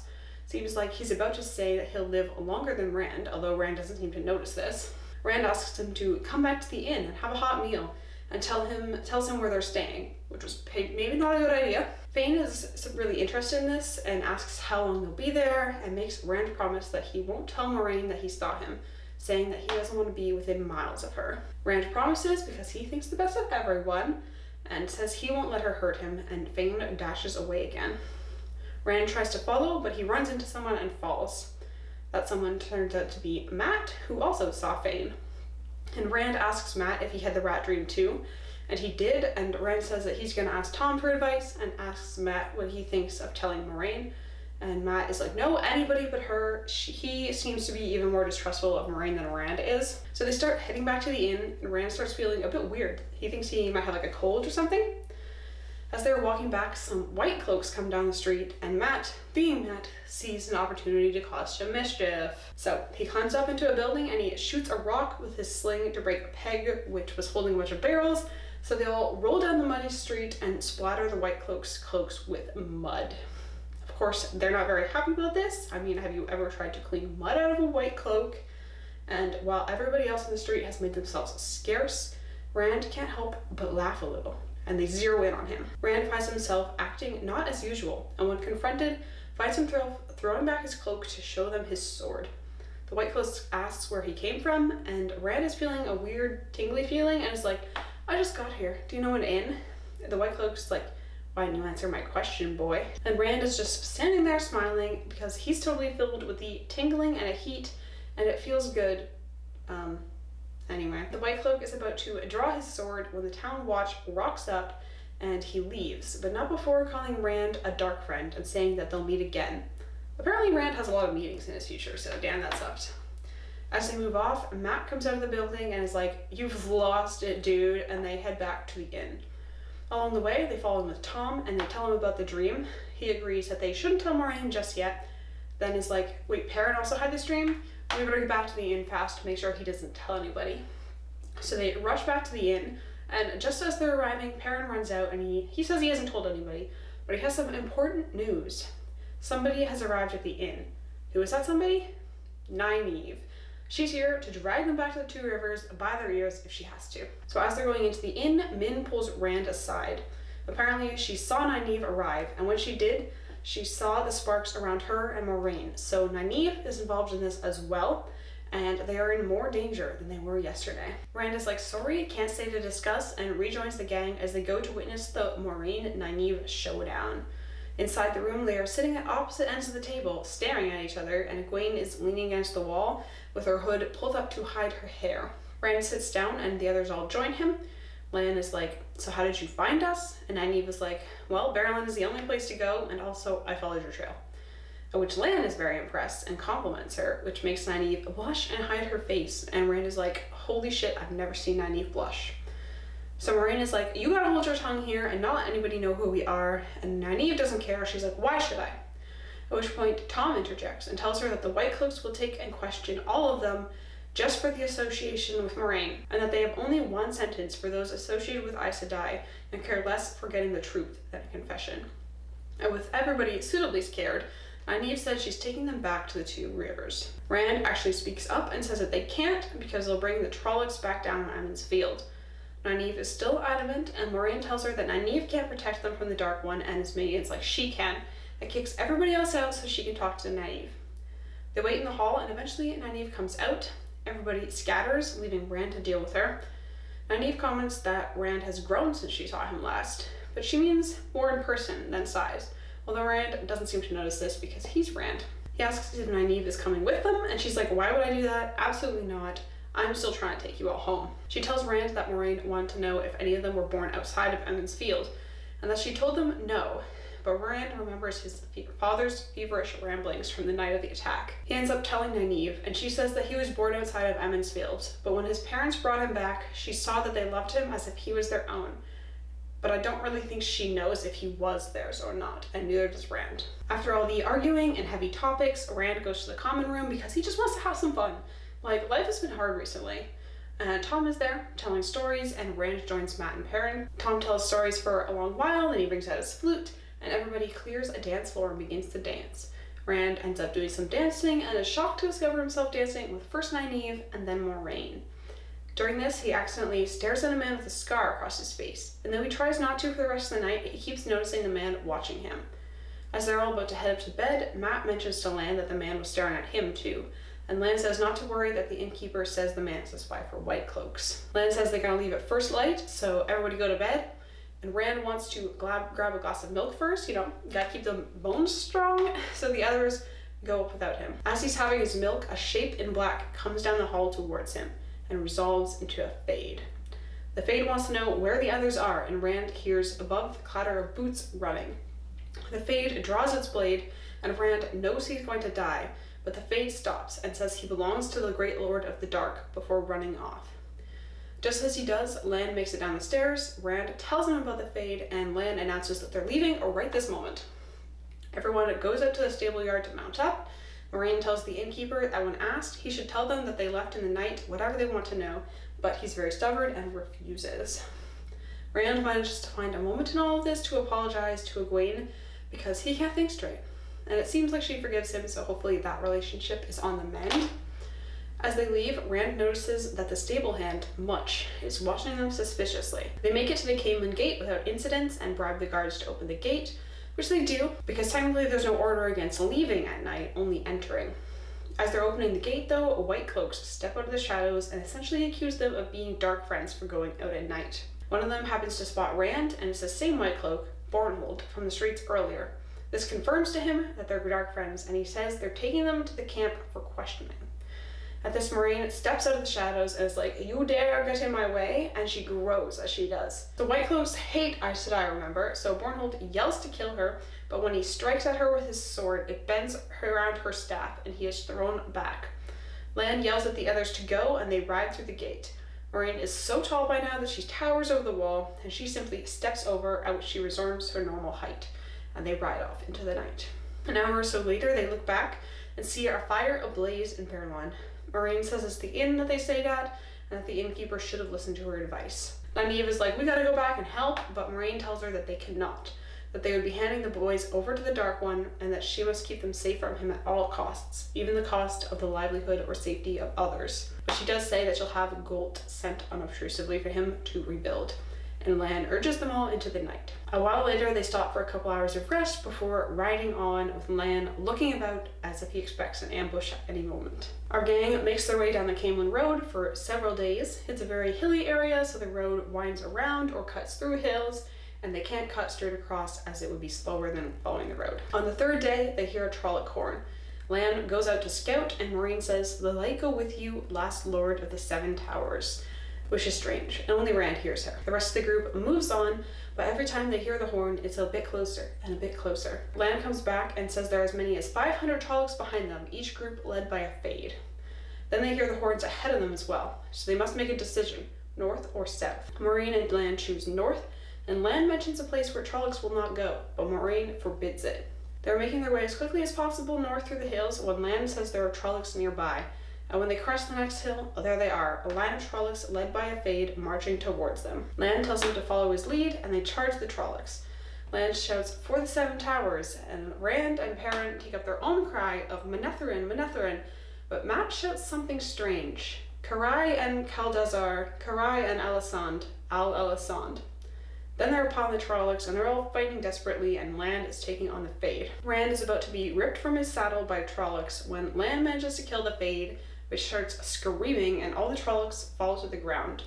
Dom says the Fade will take all night to die, and then they are on the move again. They don't get far before another host is upon them, this one much larger and led by 3 Fades. Moiraine dismounts and thrusts her staff into the ground, and she begins using the one power, causing the ground to ripple and wave, knocking the Trollocs asunder, but the Fade keeps on towards her. Then she summons a flame, and with a whirl of her staff creates a wall of fire that stretches into the distance between them and the army. This really takes it out of her, and Lan has to catch her and put her in her saddle before they can move again. They get away a bit, then pause for Lan and Moiraine to discuss where to go next. Egwene asks Mat what he was shouting, and he doesn't really remember and says it was a blur when Moiraine comes up and tells him that it was the ancient war cry of Manetheren, although how he knows it, who knows. Another Trolloc horn sounds. They're past the fire now. Lan tells Moiraine that she isn't strong enough to do what she intends to do at that moment, and that neither Trolloc nor Fade will enter that place. Moiraine is forced to concede to this new plan, and after using the power to lay a false trail, they set out. After a while, Rand notices what looks like a cliff ahead of them, and as they draw near, realizes it's a wall, a city. Perrin points out that it's abandoned, and none of them know anything about it. Moiraine says that it was called Eredhall, and that it was an ally of Manetheren during the Trolloc Wars. Later it died and was known by another name, Shadar Logoth. They enter Shadar Logoth, and despite how ruined it is still very majestic, with buildings larger than anything Rand has ever seen. They choose a building to rest in for the night and even bring the horses inside to a room in the back. Nynaeve gives Moiraine some herbs to help her rest and recover her strength while the boys take care of the horses. Mat is confused and not very happy about the battle cry he shouted earlier because he feels like a dead man was speaking from his mouth. He's still mad though, and as soon as him, Rand, and Perrin are alone with the horses, he convinces them to sneak out down an alley. Then he drags them all around the city to see everything, but seems disappointed in the lack of treasure. He suggests going to climb a tower when a voice behind them says the travelers aren't safe. They're like, "Who are you?" And he introduces himself as Mordeth and says he's a treasure hunter, asks what they're doing there, and Rand says they're on their way to Caemlyn. The man tells them that he's found treasure, and if they'll help him carry as much as they can to his horses, they can take whatever's left. Mat immediately agrees, so the others must follow him. The man leads them to a building and down a dark stairway into a cellar that is brimming with treasure. There's so much the boys are like, "We can't carry all of this, especially now in the dark." And Perrin's like, "We can come back tomorrow with Moiraine and land and show them." At which Mordeth is like, "You're not alone?" And Mat is totally dazzled by all the treasure, so he just casually tells him the others' names and that they're going to Tar Valon. This makes Mordeth lose it. He gets angry and is slightly afraid and is yelling at them for lying to him. And then Rand notices what has been bothering him about Mordeth and says, "You have no shadow." Mordeth swells up like a balloon, and Rand struggles to draw his sword, Perrin draws his axe, and Mat grabs a dagger from the treasure. Then Mordeth dives at the wall and stretches like a tendril of smoke and vanishes between a crack in the wall. The lights start to go out and the boys book it back up the stairs and stumble into the street. They head back to the building they're staying in as quickly as possible and feel like there are eyes watching them until they reach the building. They go back inside and Nynaeve absolutely bites their head off. I mean, fair enough, they did just kind of wander away. And she's like, "Why did you go off like that? And Lan is out looking for you." And they tell Moiraine what happened in a very jumbled manner because of how shocked they are and shaken. And she asks if Mordeth touched them or gave them anything, or if they did anything for him, and they assure her that they didn't. Moiraine tells them that Trollocs are afraid to come here because during the Trolloc Wars an army camped there and never came out. Scouts who went to look found blood splattered everywhere, but the army was gone. She tells them that Eredhal came to be Shadar Logoth because of a man who came and twisted the king's mind, and Eredhal drew in on itself and hardened, and the king went mad and ordered his son killed. When Manetheren came to avenge the son, they found the gates cast down and the city empty, and no enemy had come to Eredhal but Eredhal itself. Suspicion and hate had given birth to something that fed on that which created it, and something locked in the bedrock on which the city stood. And this being is called Mashadar, and Mordeth alone was not consumed, but instead ensnared, and he is waiting for someone who he can use to free himself and wreak evil upon the world once more. Moiraine tells them she warded the building, so they're safe from him here, although Lan has still not returned and orders them to rest. Later, Rand wakes up from unsettled dreams. Lan has still not returned, but as he is laying down to sleep again, Lan reappears. Apparently, Trollocs have entered the city, driven by a Fade, and Lan makes the point, if the Fades forced the Trollocs, who forced the Fade? Because, remember, they don't like to enter either. Now Moiraine is rested enough, they revert to her original plan, which is to go to the river, and Mitchell make a ward there while they build a raft to cross or flag down a merchant barge, because Trollocs and Fades are afraid of water and they cannot swim, so they'll be unable to follow them across the river. So with the threat of Trollocs, our gang mounts up and begins riding. After a little bit, Rand notices a gap has opened between Moiraine and Lan and everybody else, and just as he points this out and goes to catch up, a tendril of silver-grey fog drifts across the road and Moiraine yells at him to stop. As they slowly approach, the tendril thickens and Moiraine says that it is the evil of Shadar Logoth, Mashadar, and that it is mindless but can detect food, and if you touch it, you will die. She tells them to follow a red star and that they will meet again by the river, and the two groups go their separate ways. Then, as Rand's group goes around a corner, they are confronted by a pair of Trollocs. They all yell this way and go off in separate directions in a very sort of comic moment, and they all scatter, and Rand is pursued by 3 more Trollocs that jump out of the darkness and a Fade. There are a bunch of the silver tendrils drifting across the street ahead of him, so he makes for a small gap in one and gallops through. The Trollocs and Fade who try to follow him aren't so lucky, and they are grasped by the tendrils and die shrieking. Rand keeps going for a while, then pauses in a square. He hears a sound and charges with his sword swinging, but luckily he manages to stop his sword swing just in time because it's not a Trolloc, it's Mat. And so we begin to form up into groups again. 2 of them make it out of the city and are riding along when Tom gallops past, yelling, "Ride!" and Trollocs are chasing him. Meanwhile, Perrin is hiding in some shadows, watching a gateway, trying to decide if it's safe. He likes to think things through, just to be sure. And as he's deliberating, another horse appears, and a voice calls, "Rand?" It's Egwene. So now we have group number 2, Egwene and Perrin. The two have just reunited when they hear a Trolloc horn, and they're galloping off into the night again. They're about to be caught when the ground drops out from under Perrin's horse and he falls into the river. They've ridden right off a sheer bluff into the river. Egwene falls after Perrin and he loses sight of her as he struggles to swim to the far bank, and Trolloc spears splash in the river. Then we jump back to group number 1, Rand, Mat, and Tom. They've lost the group of Trollocs pursuing them and are back to trying to follow the star. Just as they find their way to the river again, 3 more Trollocs jump out and they race off. Tom manages to loop around behind them and kills 2 with his throwing knife, while the 3rd runs off into the night. They decide to head downriver now that they've reached it, and they finally spot a light. They approach and discover that it's a riverboat. So they've just untied their saddlebags to get on when Trollocs appear out of the night. So they jump on the boat, awakening the crewmen, who immediately begin putting the boat out into the river. After a brief fight with those Trollocs who manage to get on board, they're out in the middle of the river, safe. Unsurprisingly, the captain is like, "All right, who are you people?" And Tom tells him that he's a gleeman and that Rand and Mat are his apprentices, and tells an elaborate tale of how they got there involving a treasure hunt. The captain's like, "That's nice, but nobody rides my boat for free."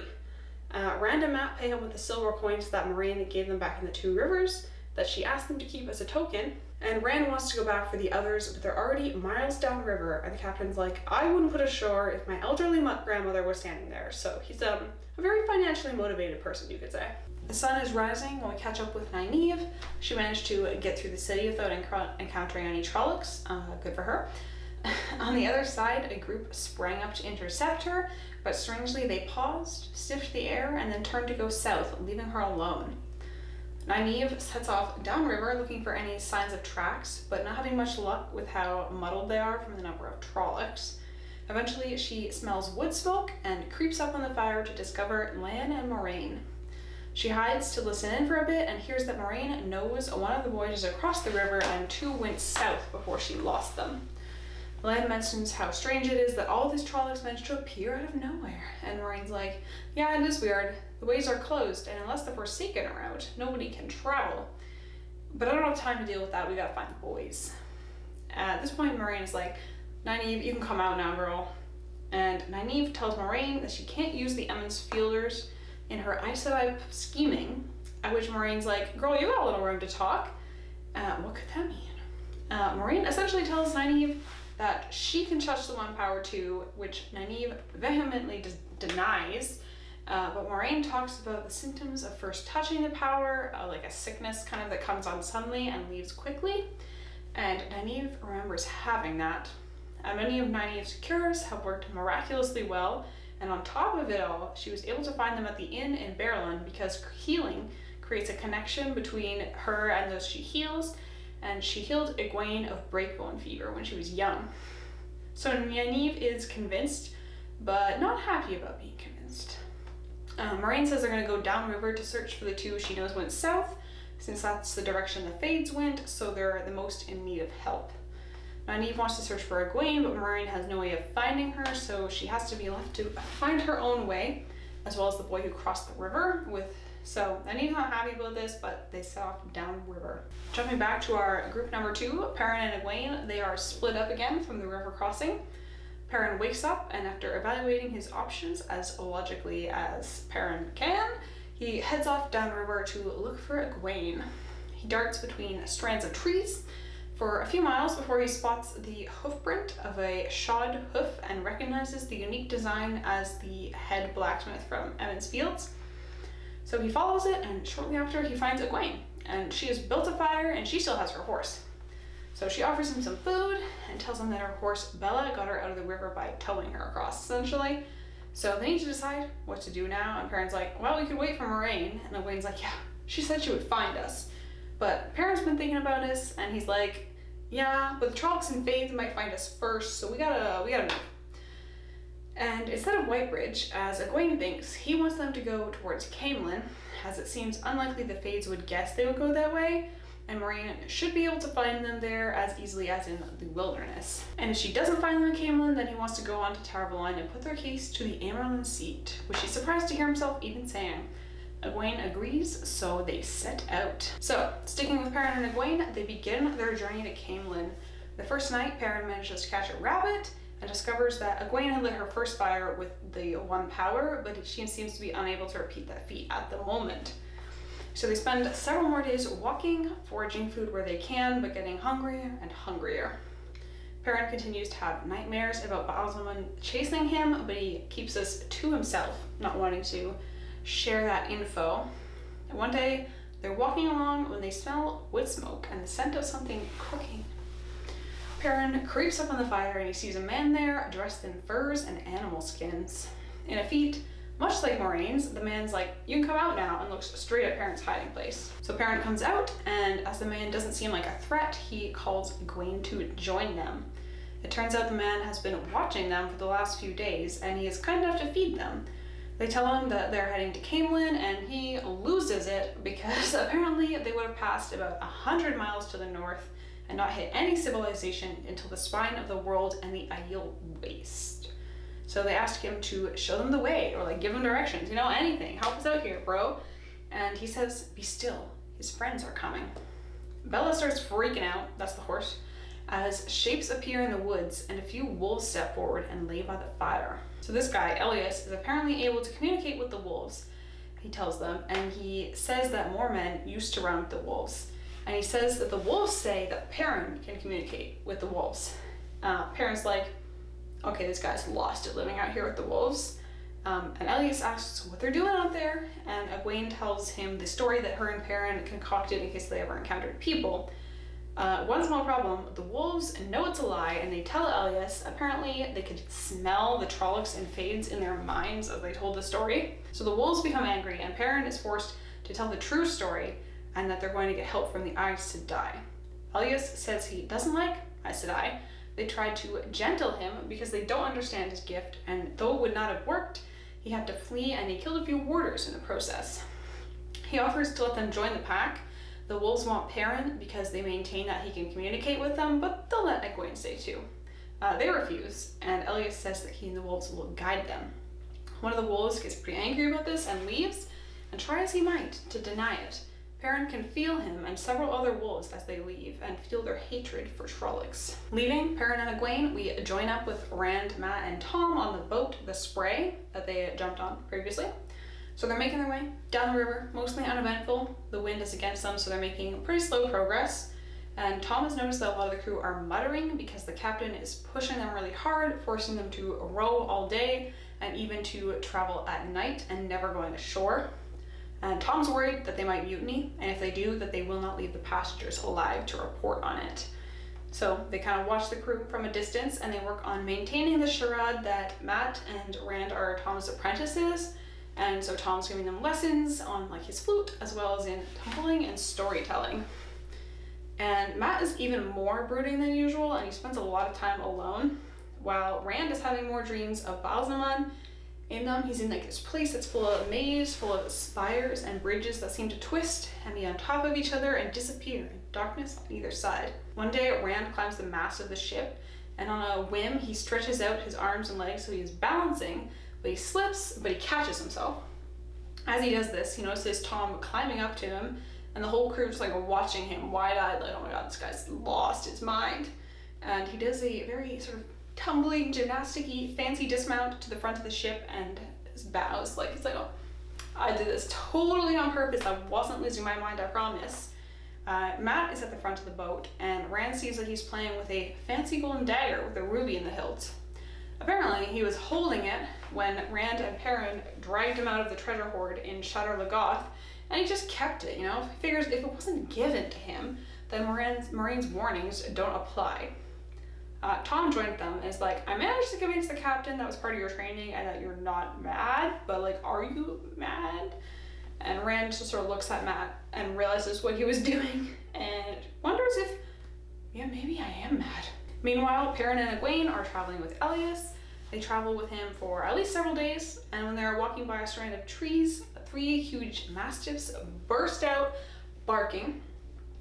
Elias manages to calm them with like a whistle and this gesture, and tells them that there must be tinkers here, also called the Tuatha'an and the traveling people. Egwene's initial reaction is disdain and that they'll steal all their belongings, as most people seem to say that the Tinkers are thieves, but Elias says they steal no more than some people and less than others. So they decide to camp with the Tinkers for the night and make their way into their camp. The camp is a collection of brightly colored homes on wheels, and the people are just as brightly colored, and they're all just kind of doing normal domestic tasks, playing music, dancing, when they notice our group. A man comes up and asks if they know the song, and Elias tells him they do not. And the man welcomes them to his fire and for dinner. Egwene's like, what is the song? Elias is like, it's what the Tinkers seek. It's what they say they lost it during the breaking, and they've been looking for it ever since, nigh on 3,000 years. So they reach Rayan, who is the man who greeted them. He's the seeker, like the leader. His camp, and his wife comes out of his wagon, and she greets Elias tentatively. They seem to know each other a little bit, but perhaps no love lost there. And she welcomes them to their fire, and a boy, Aram, who is their grandson, comes over, and they're like, oh, you don't usually dine with us, but he's noticed Egwene, and he just goes right over to talk to her.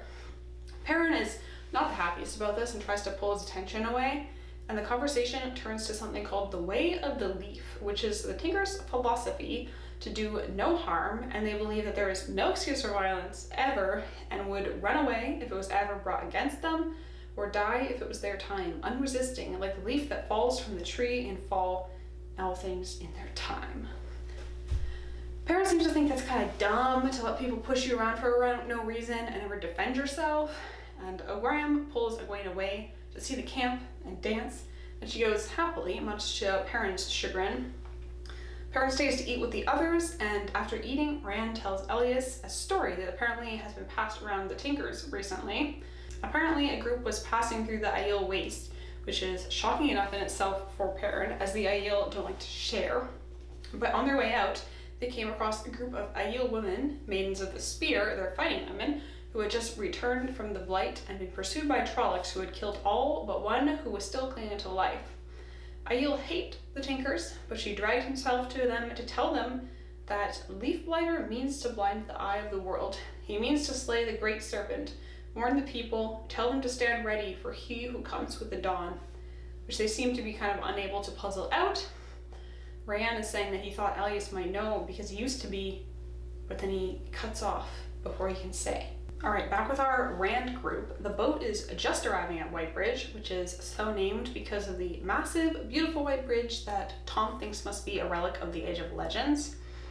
The captain asks for them to stay on and even refunds their voyage because he wants Tom to help lift the crew's spirits, And Tom is really tempted, but Rand is stubborn and will not give up on finding the others. So they gather up their stuff, and they head to an inn to try and gather news and see if the others passed through already. At the inn, we learn that the Aes Sedai have managed to capture Logain, the false dragon, and that Illian has issued a proclamation for the hunt for the Horn of Valir, and they are announcing it across the world to gather hunters. However, as soon as they describe the others to ask if they've been through, the innkeeper is like, y'all gotta leave, you can't stay here. And Tom's like, why, what do you want about? And the innkeeper tells them that two others have asked about them. A Weasley fellow that everybody thought was crazy, and a fellow all in black who keeps his hood up so you can't see his face, and speaks in a voice that sounds like a snake crawling through dead leaves. Fade. The Weasley man also said that the group would be accompanied by 3 country boys and a white-haired gleeman, at which the innkeeper eyes the group suspiciously. However, he leaves the group alone after saying, finish your drink and get out, you gotta go. Tom again wants to abandon the plan to go to Caemlyn and trying to convince the boys to go to Illian on the spray, at which Matt is like, if you want to go so bad, just go. We'll look after ourselves. And Tom's like, you're a bunch of country bumpkins. You think you could take a fade? So he's sticking with the gang. A man from the ship who got kicked off for not keeping watch the night the Trolloc attack came comes into the inn, but he hasn't seen them yet. So they sneak out a window onto the streets. And Matt is like, why do you want to protect us so bad? Why do you care? What's your deal, Tom? And Tom tells them that he had a nephew who got into trouble with Aes Sedai and that he didn't protect them because he was too busy dealing with other things. He says that you could say the Aes Sedai killed his nephew, so he feels guilty about that, what happened to his nephew, and he's trying to redeem himself, or sort of, by protecting our boys. Pretty much immediately after they enter the main thoroughfare, Feyd just pops up behind them, and Tom shoves all his stuff, like his cloak and his instruments, at Rand and screams at them to run while he throws himself at the Feyd. The boys run all the way out of Whitebridge and keep going until they essentially collapse. And they both concur that Tom must be dead, so he couldn't have survived, and they head off down the road to Caemlyn. Back with the traveling people, Perrin and Egwene are making slow progress. Perrin keeps asking Elias to leave the people so they can make quicker progress, but he says no. He has a feeling that they need to stay with them until the time comes, and he will not be budged from this. So Egwene has spent a lot of time with Aram, which Perrin isn't super happy about. He's worried that she won't want to leave when the time comes. And Perrin feels more and more the presence of the wolves as they roam nearby, and he gets hints of their feelings and thoughts, which he hates. One night, Perrin has a dream that he's back in the Two Rivers, in the blacksmith's house. A wolf comes in and lays by the fire, and then Ba'alzamon comes up and looks at the wolf, and he's essentially like, "Is this all you can conjure, Saruman?" and sets the wolf on fire. Then he says the eye of the world will consume, and then he marks Perrin as his by flinging a raven at his face, which pierces his eye with his beak. Ow. Perrin wakes up, and that's the day that Elias is like, "Yep, time to go." Egwene actually has no protests about leaving, although Aram begs her to stay, but she's like, "No, I'm going." And as they're leaving, Perrin catches bits of thoughts from the wolves. It seems that they shared his dream, and the wolves try to tell him he needs to accept them with full mind and heart, but Perrin is determined to keep them out. Nynaeve, Lan, and Moiraine arrive in Whitebridge. Their travels have been uneventful, mostly Nynaeve being angry with Moiraine about the situation, and Moiraine telling her she's going to take her to Tar Valon for training. They discover that Whitebridge has been half burnt down, and nobody will tell a matching tale of what actually happened there. Moiraine takes them into the inn where the boys stayed and looks satisfied with herself, at least. She says that they're going to go after the boy who still has his token, that the other two could have been gone for miles by now, and if they're smart, we'll head to Caemlyn and she'll find them there.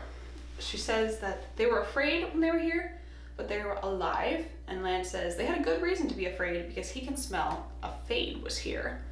And so they move on. Now they're looking for Perrin. Perrin, Egwene, and Elias spend several days traveling through a country of low hills, with Elias doing his best to hide every hint of their passage. They mostly go around the hills, taking the long way, but staying hidden. When they reach a long hill that would take too long to go around, and Elias is like, "I gotta climb it to scout," and Perrin gets this feeling like he's gonna be sick if he stays there a moment longer, so he joins him. Just when he thinks the coast is clear, a group of ravens whirl out of a strand of trees and fly south. Elias calls the wolves to come and watch the sky. They hurry on, and at the next tree, they see the ravens chase the fox, bring it down, and just strip it to pieces, which is gross. So they increase their pace, and Perrin gets a vision from the wolves. They're being attacked by ravens from behind them, and the ravens give up to continue following our group. So now there are ravens ahead and behind. Elias pushes them as fast as possible until they're right on the tail of the ravens ahead of them, and Perrin is desperately thinking "Don't look back, oh my god, don't look back." The wolves show Perrin the time the ravens will catch them from behind, an hour or so, and Perrin finds himself looking at Egwene and wondering if he could bring himself to kill her with his axe if the ravens catch them, to save her from dying horribly by Ravenclaw and beaks like the fox did. And just as he's considering this, the ravens in front of them vanish. He feels a chill and tingling sensation, and they stop. And Egwene mentions that she feels as if she's lost something. Elias tells them they've made it to a place of safety, a steading, though there hasn't been Ogiers here since the breaking. They head to a water source and they make camp for the night, when Egwene notices a shape in a rock that looks like an eye, and Elias says that it is an eye. It's the eye of Artur Hawkwing. He tells them of the kingdom Hawkwing created that encompassed most of the known world, and all stood equal before the law, and no man raised his hand against each other, except for Aes Sedai, who Hawkwing hated, and he laid a 20-year siege to Tar Valon. He wanted to build a city there at the steading, and the statue was raised to build the city around. But the very day the statue was complete, Hawkwing died, and all his heirs fought over the throne until all his blood was dead, and then others still fought over the throne for 123 years, and most of that history was lost in the smoke of burning towns. So the group is just chilling by the fire when suddenly Perrin and Elias get a sending from the wolves. Men are coming, many and mounted. So they break up their camp, Elias tells them to hide, and he goes off with the wolves. Perrin leads Egwene away, and they hide in the shadow of part of Hawking's statue. And as they hide, Perrin hears the riders approach and can feel the wolves attacking, trying to keep the people in a group so they don't wander. But they are patrolling, and the patrols get closer and closer to Perrin and Egwene's hiding place. And just as Perrin is thinking of running, looking for somewhere else to hide, a patrol spots them and order Perrin to throw down his weapon, and it is the White Cloaks, our favorite. Then Hopper, who is one of the wolves, springs out of the shadows, and we get this touching sort of like homage to Hopper as like a cub and how he'd like to jump and wanted to fly like an eagle, before he takes down one of the White Cloaks and tells Perrin to run. The White Cloaks spear Hopper, and as he dies, Perrin loses it and throws himself at the White Cloaks, axe in hand. Then something strikes him in the back of his head, and he falls into darkness. He wakes in a large tent. He and Egwene are bound, and there's an older man there with them. Another man enters, and he is described as looking almost skeletal and gaunt, and in his eyes is hatred for Perrin and Egwene. He reports to the captain their losses and wounded, and says it'll take days to round up all the spare horses, at which the captain's like, we don't got days, we gotta leave in the morning, we gotta get to Caemlyn. And they turn to Perrin and Egwene, and he's like, what were you people doing here? Which Perrin tells an altered version of their story, trying to include as much of the truth as possible. But the captain still seems to think that they're dark friends and that pieces of their stories are lies. He says that he's going to take them with them to Caemlyn and then on to Amador, and that they have time to repent and to walk in the light and tell the whole truth. But since Perrin apparently killed 2 of the White Cloaks in his mad attack, then he's gonna die. They're gonna execute him. Doesn't matter if he tells the truth. So Rand and Mat are still traveling along the road to Caemlyn. They've been mostly sleeping under their cloaks, wherever they can find a spot, and sometimes also trading a few hours of work at a farm for a meal and a place to sleep in the barn. When they come upon one farm where there are children, and after their work and meal, Mat entertains them by juggling, and then Rand takes out the flute and plays some songs, and the good wife there suggests that they could play at the inn in the next town. So they do this, and they discover a new way to travel. Each night they go to an inn and they juggle and play music in exchange for a bed and a meal, and often there's a patron of the inn leaving the next morning who will offer them a ride. So in this way, they come to the village of Four Kings. So Four Kings is a rundown sort of place, existing pretty much only as a stopping point for merchants traveling the Caemlyn Road and another major road that runs through it. Rand and Mat check 3 inns before they find one with no musician. It's called the Dancing Cartman, and it's a decrepit, half-empty place. The innkeeper seems kind of scummy, but he agrees to feed Rand and Mat and give them pellets for the night if they fill the common room. They start performing, and the common room fills up. They notice that the innkeeper is eyeing their stuff, and Rand's like, Mat, he's gonna try to rob us later. So they're already on edge and suspicious when a wealthy merchant comes in, sits at a table by himself, and stares at them. A few hours later, they break for dinner, and Rand overhears the maids talking about the merchant and how he checked in each inn in the town before stopping here, and they mention his carriages. So Rand goes out in the pouring rain to look at the carriages, and he recognizes them as merchant carriages, like the ones he saw in Whitebridge. The innkeeper forces them to return to playing, and the merchant continues watching them, and they feel totally trapped with no escape.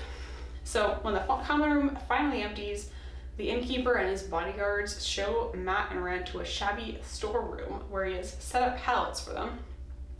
Rand suspects that he's waiting for them to fall asleep before he robs them. So they embrace the door and they're trying to find a way out, like through the window, when the merchant speaks from the hallway. He tells them to come out and to surrender to his master, their master, the Lord of the Dark, and be powerful dreadlords and welcome the return of the Lord of the Dark. He has men with them, and he orders them to break down the door. So Rand is desperately trying to think of a way out of there when there's a bright flash and he is thrown to the floor. So when he and Mat recover enough to get up, they see lightning has blasted a hole inside of the storeroom. They quickly gather up their stuff and they slip out into the storm, and Rand's like, damn, that was the light's own luck. Or was it? We jump forward a bit in time, and Matt and Rand are on a farmer's cart hitching a ride. We see that Rand is recovering from being sick, but he seems able to walk now, and as the farmer lets them off, they are only about 2 days from Caemlyn. We jump back in time again to see how they got there, and they staggered away from the dancing cartman and spend a cold, wet night under a bush, where they dream of Baalzamon and he marks them like he did to Perrin. The next day, they reach another village, and they have to risk the inn because they are freezing cold and wet. They don't perform, but they use their limited coin to buy a meal and a room, and they get a decent night's sleep. The next morning, they're eating in the common room when a boy a little bit older than themselves comes in and sits down with them. He says he wants to talk, and then Matt names him Dark Friend, and they get up to leave. The boy tries to stop them, but Rand punches him in the face. The boy cries that the Dark One is stronger than them, and the old man sweeping the inn hears, and he's like, Dark Ones. So they continue their travels away, hitching rides from different farmers, and they already are hearing tales of dark friends from the village they were just in, all sort of different and exaggerated as rumors go. They reach another village, and they decide to risk the inn again and to perform this time, but as they're waiting to start, Rand suddenly feels sick and weak, and Matt convinces the innkeeper to feed them and let them sleep in the barn, where he'll take Rand into the common room and clear everybody out with the threat of sickness. So they spend the night in a stable, and Rand has a terrible fever and spends the night seeing specters of people he knows and people he only met on their quest. In the morning, he's feeling slightly better. The fever is broken when a girl enters the stable. She says she came to see her horse, but sees that Rand is sick. She says she knows something of healing and comes over, but out of nowhere pulls the dagger and lunges at Matt. Matt manages to dodge, and her dagger goes into the beam while he puts the Shadar Logoth dagger to her throat. Matt seems to want to kill her, but Rand has to remind him that she is the Dark Friend, we are not. She says that the Fade will catch them, and Matt locks her in the tack room before they are on the road again. Rand is still very weak, so they're lucky when a farmer stops and picks them up, and then we're all caught up to the time skip. So Rand and Matt reach another village, and they sneak through this one, trying not to be seen after their previous village experiences, and on the other side they bed down for the night in some haystacks. Matt is very pessimistic at this point, and he's like, Rand, I don't think we're gonna make it. All the others are dead. And Rand, throughout the journey, has had to keep telling him, like, we're gonna make it, they're still alive. If it were up to Matt, they would have laid down in a ditch and died a long time ago.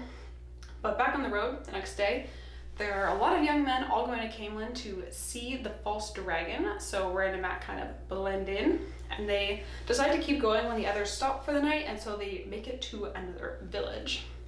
In the village, they see a man with a cart, and then a man talking to another figure in the shadows, and they see the figure in the shadows slip away, and Rand feels the familiar fear and notices its cloak doesn't move.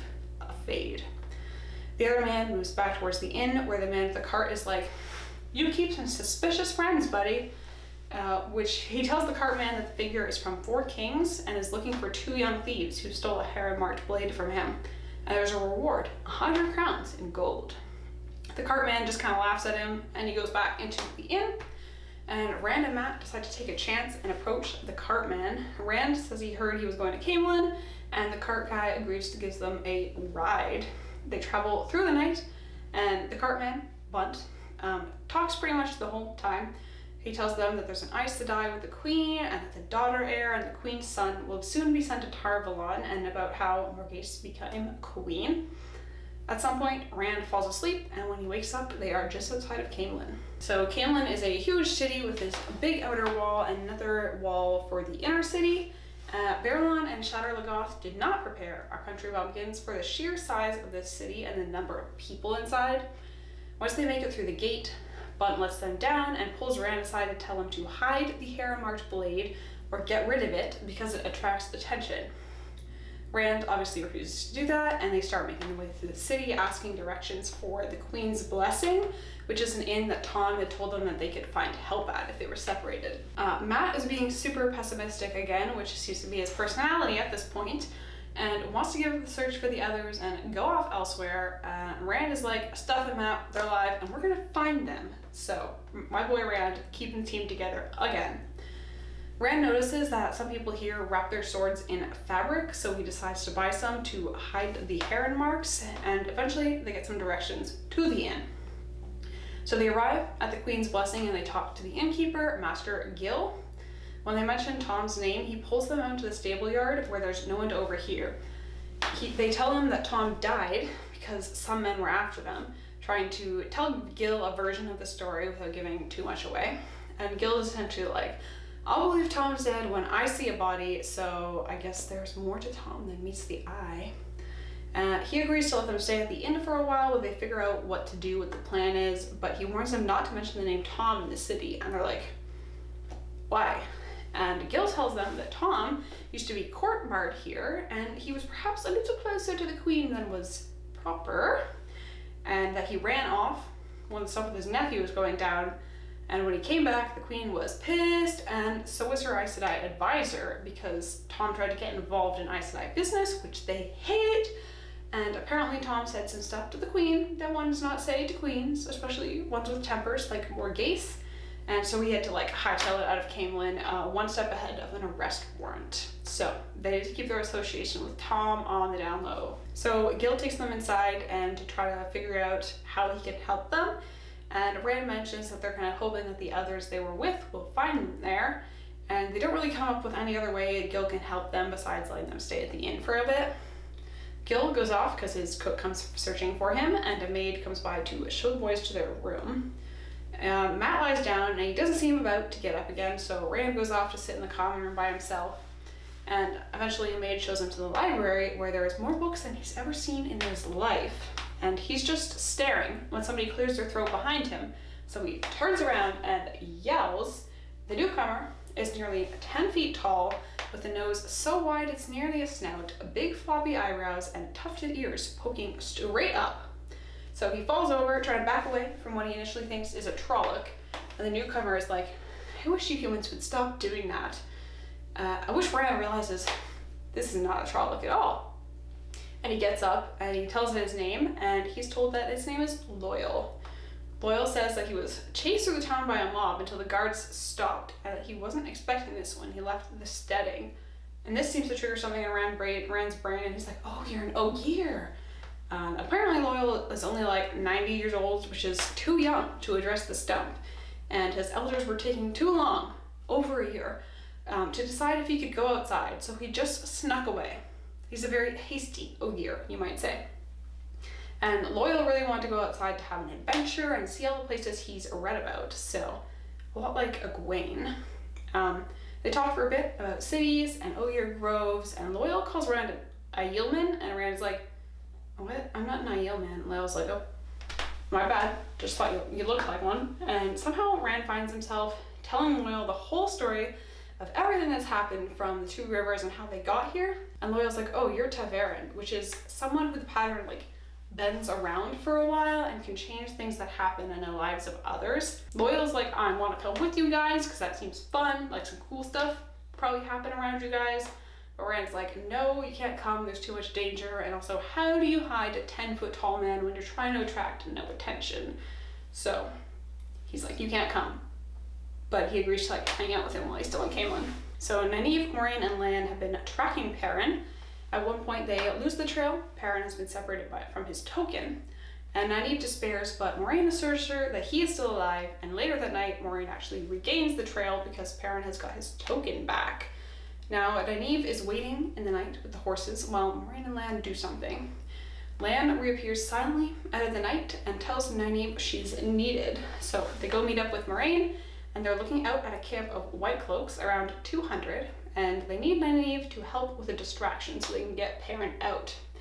So the plan is for Nynaeve to cut almost all the way through the lines holding the white cloaks' horses, so that when Moiraine creates her distraction, the horses' lines will break, and the white cloaks will be too busy chasing after their horses to notice them sneaking away with Perrin and getting away. Nynaeve's a little apprehensive, afraid, some might say, but not Nynaeve. She would not say that. But she agrees because she came out here to get her Two Rivers folks home, goddammit, so she'll do what she has to do. And she sneaks through the night, past the two men guarding the horses, and gets to work. The whole thing is very tense. She's trying to move quickly, but also not startle the horses so they don't whinny and bring the guards to check. She gets through 2 lines, and when she reaches the 3rd, she recognizes a horse on the line. It's Bella, so Egwene must be here as well. Nynaeve, she's thinking ahead. She's thinking with big brains, and she's like, we'll never get away riding double. So she takes Bella and another horse, and just in time, as Moiraine's distraction turns out to be a thunderstorm and a huge lightning strike lands nearby, panicking all of the horses. So the compromised lines all snap and the horses scatter. And Nynaeve just barely manages to hold on to Bella and the other horse, and then she rides out of camp. Back in the White Cloak camp, Perrin and Egwene are bound and under guard, and they have been marching for several days. As they're lying there, the gaunt-faced man from before, Byar, comes up and kicks Perrin to wake him up.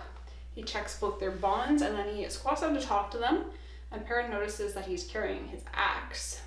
So he tells them that Perrin and Egwene are slowing them down, but the Lord Captain can't leave them behind because the higher-ups would want to question them. Then he says that if they escaped, wink wink, they would not have time to track them down if they were to, say, cut their bonds on a sharp rock and escape into the night, he wonders. And he says their guards tonight wonder too. And he throws a rock down beside them that they could use. But Perrin suspects that once they were out of their bonds, Byar would use it as an excuse to kill them, when all of a sudden he gets a sending from the wolves. Help is coming. Byar seems to notice something change in Perrin's face, and Perrin sees death in his eyes. Suddenly, one of the guards vanishes, and then the other goes down, and a shape in the night becomes Lan, who takes down Byar and orders Perrin and Egwene to take cloaks from the fallen and put them on. Perrin also retrieves his axe, and he tells them to wait. Then the lightning of Moiraine's distraction hits the camp, and in the confusion, they walk out all the way to Moiraine. Nynaeve isn't back yet, and Lan seems eager to go find her, and Moiraine has to remind him of his oaths to get him to stay. Luckily, Nynaeve appears shortly after, riding Bella and leading another horse. They have a brief, happy reunion before Lan has them all moving off again. Later, they stop to make camp, and Nynaeve is tending their bruises when Nynaeve notices Perrin's eyes. The irises have gone yellow. Moiraine comes over to look and says, it's nothing that can be healed, it is what it is now, and insinuates that it has something to do with the Dark One, and they move off, leaving Perrin with Lan. Lan seems to know what it means as well, and it turns out that he knew Elias and that he was a warder before he ran off with the wolves. And Lan doesn't seem to think that this has anything to do with the Dark One. In Caemlyn, Rand is about to go out to see this false dragon paraded through the streets. Mat refuses to leave their room, and as he is not since they arrived, and he's only eating because Rand brings him his meals, and Rand is not really sure what his deal is, but he's like, I'm gonna go out anyway, so you do you, I guess, Mat. And as he's leaving, Master Gil, the innkeeper, stops Rand and tells him there's a beggar man in Caemlyn asking for Rand by name. And Rand assumes he's a dark friend, and Gil's like, ha, silly, saying folk are all stirred up and with all these reports of strange shapes outside the wall at night and whatnot. So Rand goes out anyway, and he makes his way to the inner city to see Logain, and the streets are totally crowded with people. Their previous divisions over supporting the queen versus blaming her for the long winter are minimized for the moment. He makes it to the inner city, pretty close to the palace, and chooses a spot to watch from, when he notices a disturbance in the crowd across the street as it parts as if somebody is moving through it. As the crowd parts, a filthy man comes through, the beggar. He points straight at Rand and begins scuttling across the street towards him. Rand runs, forcing his way through the crowds as best he can, and after a while he seems to have lost him, but he'd also lost his spot to see Logain, so refusing to let the man scare him away, Rand starts looking for another spot. And he notices a tall slope with a wall on top of it that looks promising, so he climbs up the slope and sits on top to watch. He doesn't have to wait long before the procession appears. Ranks of soldiers go by, and then a carriage with 16 in hand appears. In the middle is a cage with a false dragon in it, and at each corner sits two women watching him intently. The man is standing, looking out at the crowds, that quiet whenever his eyes are on them, and then he laughs at them. And as he passes out of the sight, Rand thinks to himself that the man may be captured, but it doesn't have the essence of a man defeated. He wonders aloud why the Aes Sedai, who are the women who are watching him on the wagon, were watching him, and a voice above him says, "They're keeping him from touching the source, silly." And Rand is so startled that he falls backwards off the wall, hitting his head on the way down and falling into darkness. Rand slowly comes to and is temporarily confused, and then remembers the girl's voice. His head hurts and his mind is spinning, so he just sits there as the girl climbs down from a tree. She's dressed in very fancy clothes, and he notices that she is extremely beautiful, and as he looks, a boy, also dressed very nicely, jumps down from the tree beside her. The girl, Elaine, notices that he's hurt and starts pulling vials and bandages from her dress and looks at his head. Apparently, she likes to help hurt birds and the such, but Rand is her first human patient, so that's fun. As she works, they are sort of talking a little bit, and there are some mentions of their mother, Queens, and the Captain General. And Rand's like, who exactly is your mom? And the boy is just like, oh, she is Morghese, Queen of Andor, Defender of the Realm, Protector of the People, and High Seat of House Trakand. And Rand's like, oh, oops, what have I gotten myself into?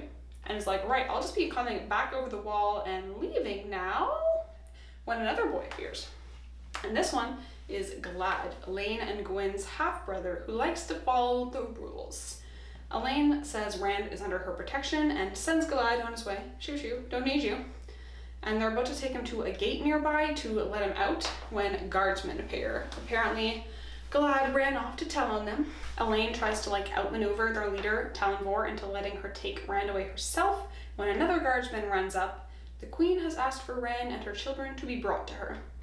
The guard leads them through a palace to a room where the queen is waiting. An older man with knots of rank is on her one side, and a woman who is ageless is on the other, knitting. The queen begins by reprimanding her daughter for climbing trees and leaving her room to look at the dragon when she was specifically told not to do this, as well as Gwyn for falling in with her and not stopping her. Elaine is like, Mother, this is a loyal subject from the Two Rivers. I was trying to learn more about our people. At which the woman beside the queen, Elida, who is an Aes Sedai, gets up and she's like, the Two Rivers? With those eyes and that hair color? And you got a hair-marked sword? And everybody reacts to this, going on guard, and Rand's just like, my dad gave it to me. And the Captain General makes an odd comment that the sword is Rand, that he fits it and it him. Elida questions Rand, and he says that he arrived just this morning and is staying at the Crown and Lion across the city from where he really is staying. Elida says that Rand is dangerous, and the queen asks if this is a foretelling. And Elida foretells that the shadow is not yet at its blackest, and she cannot see if the light will come after. And then quietly, just to Rand, foretells that he's at the heart of it. Rand's just like, I'm a shepherd. Elida wants Rand in a cell until Elaine and Gwyn are on their way to Tarvalon for their training. They're going to leave with Logain's procession. But Morghese, the queen, decides it would be unjust since there's no proof Rand meant any harm, and that she doesn't want to add to the suspicions sweeping the realm, and orders him released. Elaine and Gwyn accompany him to the gates, where Elaine tells Rand that he's handsome before leaving. And Rand is totally taken aback, but asks Gwyn why it seems like nobody believed he was from the Two Rivers. Gwyn is like, wrap a shufar around your face and you could be an Aielman. So this isn't the second person to say that to him. And the guards kick Rand out of the palace, and he ends up running back to the inn, trying to escape the feeling of Elida's eyes on his back. So back at the inn, Rand finds Gil and tells him what happened, and Gil doesn't really seem to believe him, but Loial, who is also there, does, muttering to Varen. Gil says that if it's true, then Rand's gonna get out of the city, because Elida will find him if she decides she wants to. And a maid comes up and tells Gil that there are white cloaks in the common room, so he goes down to deal with them. And Rand follows, hiding in the hallway to watch, because he's nosy. And the White Cloaks, they say they're looking for dark friends from the Two Rivers, at which Gil explodes and yells that there's no dark friends in his establishment, only a good queen's men, at which the White Cloaks essentially call a queen a dark friend. But they couldn't have chosen the worst possible place to do this, as every man in the common room is a queen's man, so they stand up, all pull out their swords and weapons, and just stare at the White Cloaks. And Gil's like, get out of here, get out of my inn. And the lead White Cloak is just kind of like, but the other ones are terrified, and they all end up leaving. Gil is like, Rand, my boy, why are Elida and White Cloaks after you? And Rand's like, I don't know why the White Cloaks want me. And the cook comes up and says, there's a lady in the kitchen asking for Rand and Mat by name. And Rand's like, oh my god, I've been waiting for a lady, and rings and runs to the kitchen without any more questions asked, which probably was not the smartest move, but luckily for him, In the kitchen is Moiraine and the rest of the gang, and they're all very happy to see him. He's happy to see them. It's a cute reunion. We love that. And Gil welcomes everybody else to stay, and Moiraine sends the rest of the gang up to Mat's room to wait for her. So they go up, and Moraine's like, Mat, look, our friends, I told you they weren't dead. And I wish Mat is just like curled up on the bed, and he's just like, how do you know it's them? Not someone pretending to be them. And Nynaeve goes over to Mat and kneels by him, and she's like, you're burning up, like, you've got like a fever or whatever, and she wants to treat him. But then Mat starts like saying nasty stuff. He's like accusing Nynaeve of thinking of herself as a pretty woman now instead of a wisdom. And he's like having to go at Egwene when Moiraine enters, and she takes one look at Mat and tells Nynaeve to get away from him. And when she doesn't do so immediately, he just drags her away, like, get the hell away from him. And she goes over there, and he tries to stab her with a Shadowlockoth dagger, but Lan is there, of course, so he just grabs his wrist and just like, try it again, buddy, I dare you. Moiraine sees the dagger and is like, you said he didn't give you anything, like from more death. And Rand tells her that Mat took it, it wasn't given, and that he didn't know actually until after they were all separated, so he couldn't have told her. And Moiraine says the dagger is infected with Mashadar, and that it is contaminating and turning Mat, and soon it would have him totally in his grasp. The taint is apparently enough for Trollocs and Fades and like dark friends to sense and follow. Which is why Rand and Mat had so many problems with dark friends probably, or like a potential other reason. And Lan says that the Trollocs are building numbers in the countryside, which reminds Rand what Gil said about people seeing strange shapes outside the walls. So Lan tells him that there's enough Trollocs there now to watch every way out of Caemlyn, and that he might have brought another Trolloc war to Caemlyn. Perrin seems to just want to die and get out of the way that way. But Moiraine says that the Dark One has some control over death, and he could use them even in death. And then she kicks them out of the room so she can try to do something to save Mat from this dagger problem. So Rand leads everyone back downstairs and takes them to the library. And about 5 steps in, he stops because he realizes everybody else has stopped following him, and they're just staring at Loial. And he's like, oh yeah, I had this exact same reaction like 2 days ago. So he introduces them all to the Ogier, and Loial is telling them all about his travels outside of his setting when the door opens and Mat comes in hesitantly. He looks a lot better, a little less possessed, and hesitantly starts apologizing to them for how he's been acting, and it seems like his memory is pretty foggy since leaving Whitebridge. The others all forgive him, of course. They're just happy to have Mat back and less possessed. But Rand notices him absolutely like touching his coat as though he's making sure something is there. Moiraine notices him noticing and comes over and tells him that Mat does still actually have the dagger, that she isn't actually strong enough to separate it from him without killing him, so he has to go to Tar Valon to have Mor Sedai help separate him from this dagger before it takes control over him again. And Moiraine greets Loial, and she kind of tries to kick him out so they can discuss their plans, and Rand's just like, well, I did kind of change my mind and tell him he could come with me. And Moiraine's like, the wheel weaves as the wheel wills, which seems to be the Wheel of Time version of just like, it is what it is. She's like, whatever, I don't care anymore. And Loial asks Moiraine if he can ask her about something, and then tells them about a man who came to their steading some like 20 or so years ago, and told them that the Dark One intended to blind the eye of the world and slay the Great Serpent, killing time itself. And this prompts Perrin and Egwene's memories, and if you remember, it's pretty much the same thing that the Tingers told them that the Aiel woman told them. And so they relate this to the group, and Rand, Mat, and Perrin decide that their dreams are probably relevant, important now, and they tell Moiraine about how Ba'alzamon had come to them in their dreams and how he had meshed in the eye of the world as well. Moiraine says that by the three of them staying close to her, she can kind of help keep their dreams away a bit, but that they have to continue to deny him or he'll have power over them and they'll never be able to get away. They also tell her that he told them that the Amyrlincy would try to use them and the names that he mentioned, and she pretty much just like shuts this down, saying like, you're a fool if you believe the father of lies, and doesn't really address their concerns. So they can't stay in Caemlyn, and all the roads out are watched.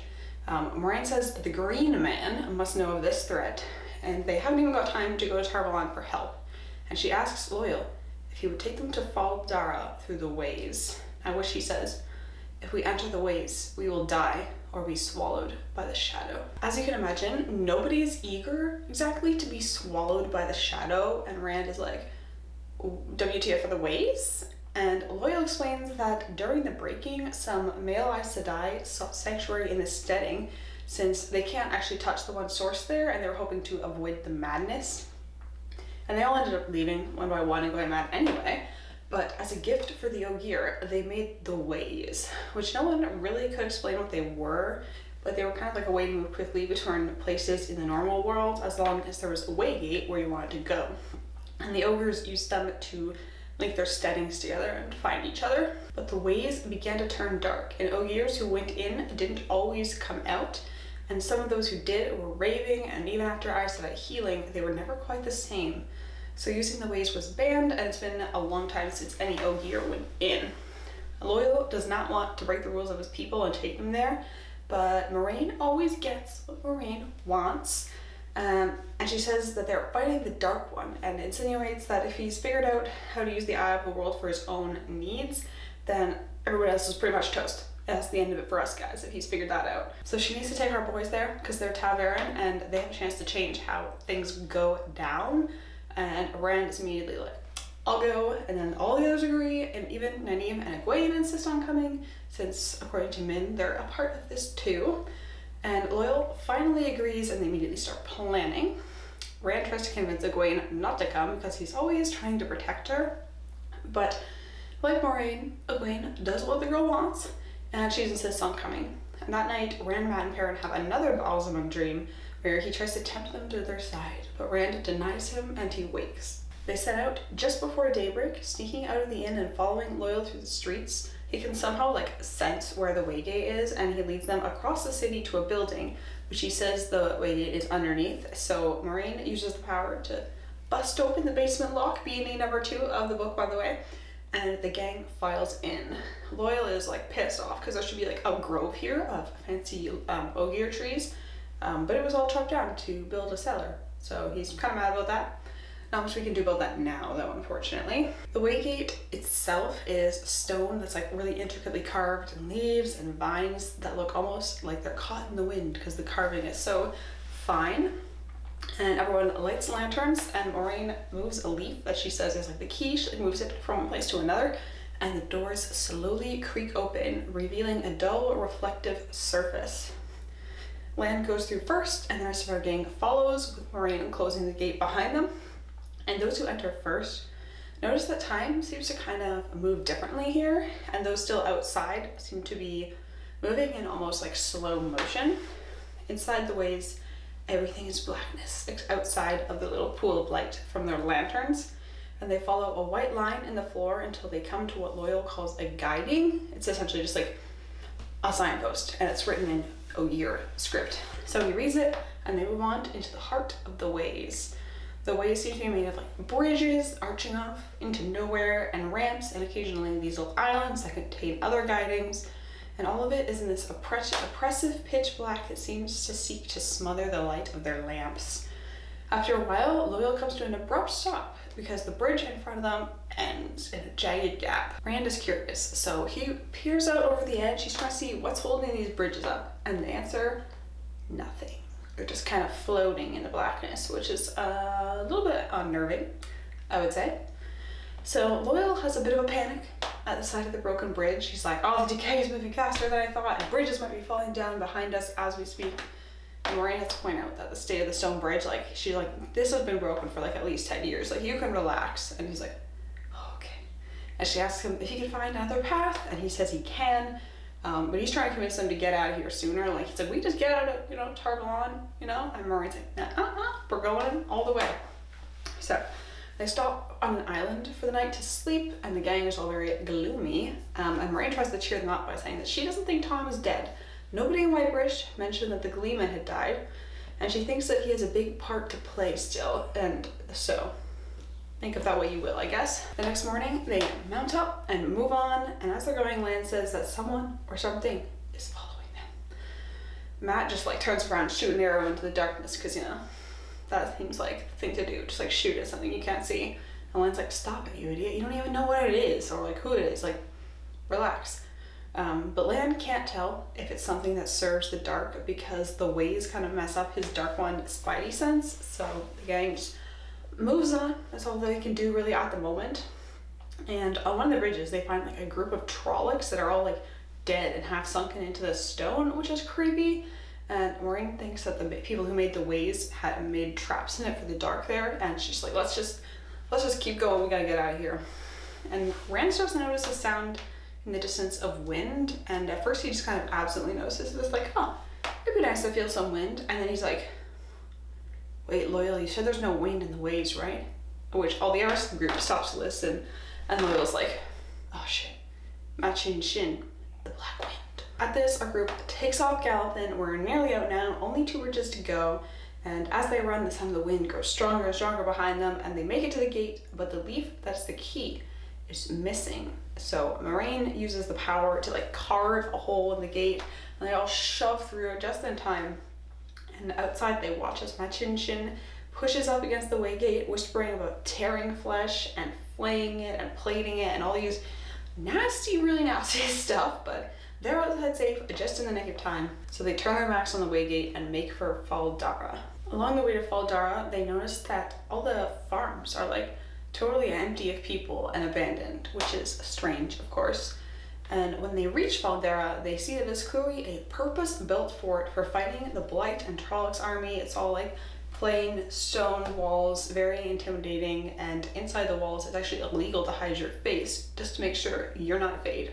So they pass through the gate, and a lot of the men there seem to know Lan. They call him Dai Shan and ask him if the golden crane will fly again. Inside the gate, it becomes apparent where all the people went. They're here, inside the walls. And they reach the keep, and a man, Ingtar, comes to guide them. And Lan asks him if it's as bad as it seems. And he tells them that the Trollocs raided all winter, which I guess they usually don't, and that they're planning to meet the Trollocs at Tarwin's Gap. So they're taken to the Lord of the City, Anglemar, his study, where he tries to convince Lan and Moraine to join them in their stand at the Gap, saying that if Lan flies the golden crane, then people flock to fight by his side under the banner.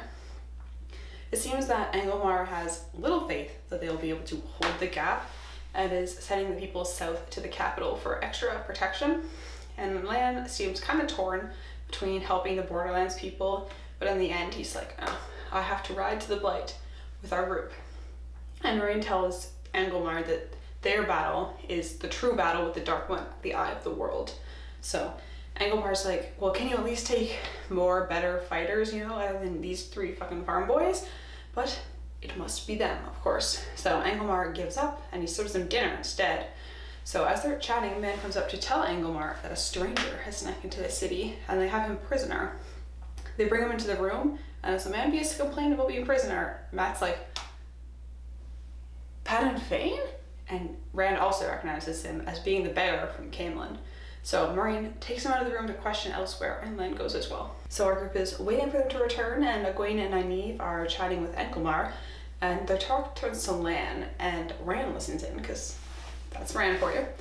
And Egwene asks who exactly Lan is, because they've heard like some other people like recognizing him and strange names for him, and Anglemar says his name is, or should have been, Al-Lan Mandragoran, Lord of the Seven Towers, Lord of the Lakes, crownless king of the Malkiri. Malkir used to be like north of Shinar and against the Blight, but there was like some political plotting against Lan's father, which made Malkir weak, and the Trollocs were coming. So Lan's parents sent him away to safety, but then the Trollocs arrived, and Malkir fell and has slowly become part of the Blight. Moraine and Lan return, and Moraine says Fain is so degraded that she doubts he even has a soul. Apparently, he's been a dark friend for like 40 years or more, and has been for the last 3 years trying to find somebody who last year he discovered was our boys. And since the attack on the 2 rivers, he's been following, unable to fight the compulsion the Dark One put on him to hunt our boys. And he's been mistreated by Fades, and he comes to hate, or says he hates, the Fades and the Dark One. And even Machin Shin, the Black Wind, seemed afraid of Fain. He says that some of the voices in it greeted him, others feared him, and as soon as it enveloped him, it fled. So with all that discussed, they head to their rooms for a final night's sleep before heading into the Blight, possibly to their deaths. In the morning, Anglemar's men ride up to Tarwin's Gap, and our group rides to the Blight, with a small company of soldiers to accompany them to the border. Leaving behind their escort, they cross over into what would have been the beginning of Malkir's territory. And as they ride, it becomes warmer and warmer, which is strange because they're riding north, remember? and the trees begin to have leaves, but they're sickly and mottled with yellow and black flecks. And Lan's like, don't touch anything.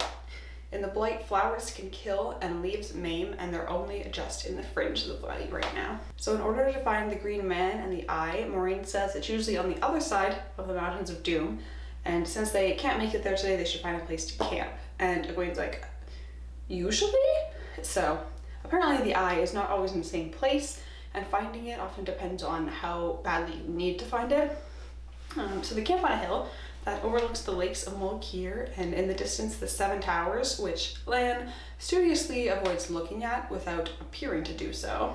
And everyone lays down to sleep, but Rand is still awake when Nynaeve goes over to Lan and is like, I should have known you were a king. And Lan's like, I'm not. I have no kingdom. To which Nynaeve says, like, some women don't ask for land or gold, just the man. Lan seems quite taken with her, but is set in that he has nothing to offer her, and says that he will hate the man she chooses because he is not him, and love him if he makes her smile. But no woman deserves the sure knowledge of widow's black as her bride price, least of all Nynaeve. And he leaves to check the horses, at which Rand hurriedly tries to sleep because he's sure Nynaeve would not want him to watch her cry. Poor Nynaeve. The next morning, they continue their ride to the mountains, and as they get closer, the true blight begins. The trees are crippled and twisted, and dying foliage falls wetly around them, which is honestly one of the more disgusting descriptions of foliage I've ever heard, and that's kind of gross. And Mat comments that some of the trees look like they want to grab them, and Moiraine's like, yeah, they probably do, which, spooky. And suddenly something jumps out of the blight to attack them, and Mat takes it down with an arrow to the eye. And then the trees join the fight, just as Mat said it looked like they wanted to, flailing at them with their grasping branches, and Rand draws his sword, he's hacking on branches, Perrin's leading the way with his axe, flailing about, chopping trees, chopping monsters that are jumping out of the trees, and Lan is trying to kill all these monsters that are jumping out of the trees, but luckily for them, the trees and the monsters are pretty indiscriminate, so half the time they're attacking each other instead of our gang, which works out for us. When all of a sudden, the sounds stop, the trees go still, and the monsters slink away. A reedy shrill goes up, then half a dozen. Lan's like, uh-oh, worms. I wish we get the impression that they're not like the earthworm variety, you know, something a little bit more intimidating than an earthworm perhaps, judging by Loyal's moan and the following breakneck gallop towards the mountains. When Rand looks over his shoulder as they gallop, he sees treetops whipping and going down like grass. And just when Lan is sure they aren't going to make it and is about to sacrifice himself to hopefully buy them some time to get over the mountains, suddenly the blight is gone. Green leaves cover branches and wildflowers make a carpet, with butterflies fluttering between them and buzzing bees and trilling birds. They have reached their destination, the home of the Green Man and the Eye of the world. Usually it's beyond the past, but I guess their need was so great that it came to them. That's so considerate, honestly. And the Green Man appears, and while Loyal is apparently like half again as tall as Rand, the Green Man is half again as tall as Loyal, so he's really tall, he's towering above them, and he's made of green vines, but with a deep fissure of dead vines across his face. He calls Rand a child of the dragon, but when asked what this means, he can't remember. It seems like the fissure sort of affects his memory, and he also calls Perrin Wolf Brother, so he knows that too. And Moiraine tells the Green Man that they have desperate need of the Eye of the world, and he says the Dark One stirs again, and he will take them to the Eye. So the Green Man leads them through the forest along the way, bedecking the girls with flowers and tending to his forest garden, and in the very heart of the forest stands an arch, with a carving on the keystone of the ancient symbol of the Aes Sedai. Moraine's like, alright, let's go in. The Green Man says that he won't accompany them, that it makes him uneasy, and he tells them that in the first days of the breaking, 100 Aes Sedai, men and women, made it together against the last defense of the world, and then they died to make it pure of the taint, and the Green Man has guarded it until it was needed now, and so now it ends. And they go through the archway and come to a chamber with a pool in the center, and the pool's surface is as smooth as glass and clear, but Rand cannot see the bottom. Mat is like, what even is this? And he kicks a stone into it, and the stone slides smoothly into the pool, appearing to like grow and distort as it does, which is weird. And Moiraine tells them that it could be called the essence of Sidon, the male half of the source, enough to break open the Dark One's prison or mend the tear in it. Moiraine takes them back outside, and they are approached by two figures, Aegonor and Bethalma, two Forsaken who were bound close to the world in their captivity, and so they're the first to make it out. They say that the seals are weakening, and soon the rest will walk free, and even the Dark One himself. Lan tries to attack them, but they just blast him away with the power, slamming him to the arch where he drops in a heap, which enrages Nynaeve, who throws herself at Bethalmel, who simply just like grabs her and she just like spasms. And Egwene tries to go to her, but Rand's like holds her back. She's like, you can't fight the Forsaken, girl. He's right. And all the gang is like thrown to the ground with the power when the Green Man comes back and it's like, you don't belong here. Bethalmel begins like charring the Green Man with his power, and as he does, the Green Man grabs him and wraps him in his vines, and then Bethalmel jerks and a vine bursts out from his throat, and then fungus from his arms, and lichen and nettles, and the Green Man throws him down where he twists and jerks until he moves no more. That's a horrible way to die. That's gross. But the Green Man was too wounded and he crashes to the ground, and as he does, he cups an acorn, and a huge oak tree begins to grow and grow until an oak that could have been over 500 years old stands in the place where he fell. The remaining Forsaken, Agenor, seems stunned, but he goes on the offense. Moiraine attacks back and yells at her gang to run, which they do, and Rand gets splits up from the group when he pauses to distract Agenor from Egwene by like chucking a rock at him, because that's how you fight the Forsaken. And he runs, but he's not far gone when he hears Moiraine begin to scream. So Rand runs, he's going up and up when he finds his path blocked. He's at the top of a cliff. As he turns around to find some other way to go, Agenor walks up the hill behind him. And Rand notices a glowing rope behind Agenor, and he begins to look stronger and younger than the decrepit old man he first appeared to be. The cord calls to Rand, to his soul, and a finger of it lifts away and drifts over to Rand, touches him, and the light fills him. Agenor shouts to Rand that he can't have it, it's mine! And then the fight begins, but it's an unmoving battle where Rand fills himself with the light until flames shoot out of Agenor's mouth and fill his eyes, and Rand's like, away, he wants to be somewhere else, and then suddenly he's no longer on the hilltop.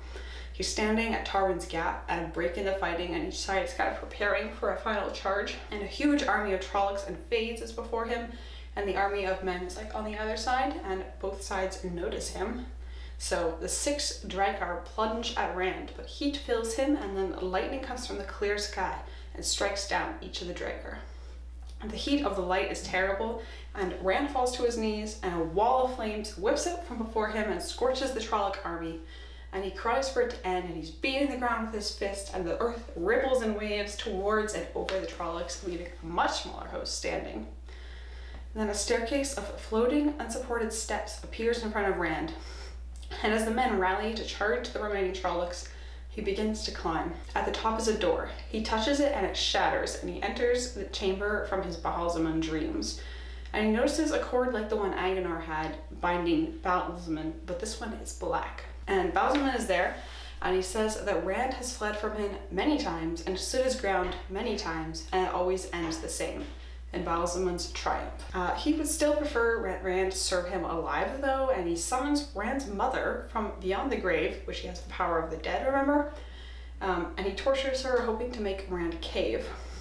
Rand's sword is in his hand, but not the one from his father. This is a sword made of light, and when he raises it, a fiery bolt shoots from it, and when it touches the nearest Fade, who's like torturing his mother, the cavern is filled with a great flash of light, and he is alone again with Ba'alzamon. Ba'alzamon's like, bro, you can't wield it like that until I've taught you. But Rand's like, it is ended, and he swings his sword of light through Ba'alzamon's black cord, at which he screams and falls, and Rand points the sword at him, sending a lance of light into Ba'alzamon until the cord that connected Rand to the eye dries up and Ba'alzamon is withering like a leaf. Rand wakes up back on the hilltop. A pile of oily ashes is all that's left of Agenor. His brain is kind of fuzzy and his memories are kind of dim, but suddenly he remembers the name Egwene and that she is important, and he goes racing back down the hill, fighting against his jelly legs. And he finds himself back at the oak that the Green Man grew, and she's there with Nynaeve kneeling over Moiraine. Moiraine is alive. She's just like hurt and really drained from her fight with Agenor. And Rand starts to say that Shai-Ten, the Dark One, is dead. But Moiraine cuts him off, saying that he should not use that name still. And Rand's like, whatever, he's dead. I burned him with... And then he cuts off realizing exactly what just happened, that he wielded the one power that no man can. The girls kind of look at him, and when he reaches for Egwene, she flinches away, and then she throws herself at him. She's like, I don't care, you're still Rand. And Moiraine asks him to tell her what happened, and he describes it all for her, and she's like, I had my suspicions about you, partially because of Bella, but she wasn't sure. And Rand's like, what has this got to do with a horse? And if you remember, back at the beginning, when they were running from the Trollocs, Rand willed Bella to run.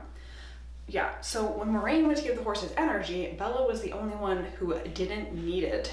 And who was riding Bella?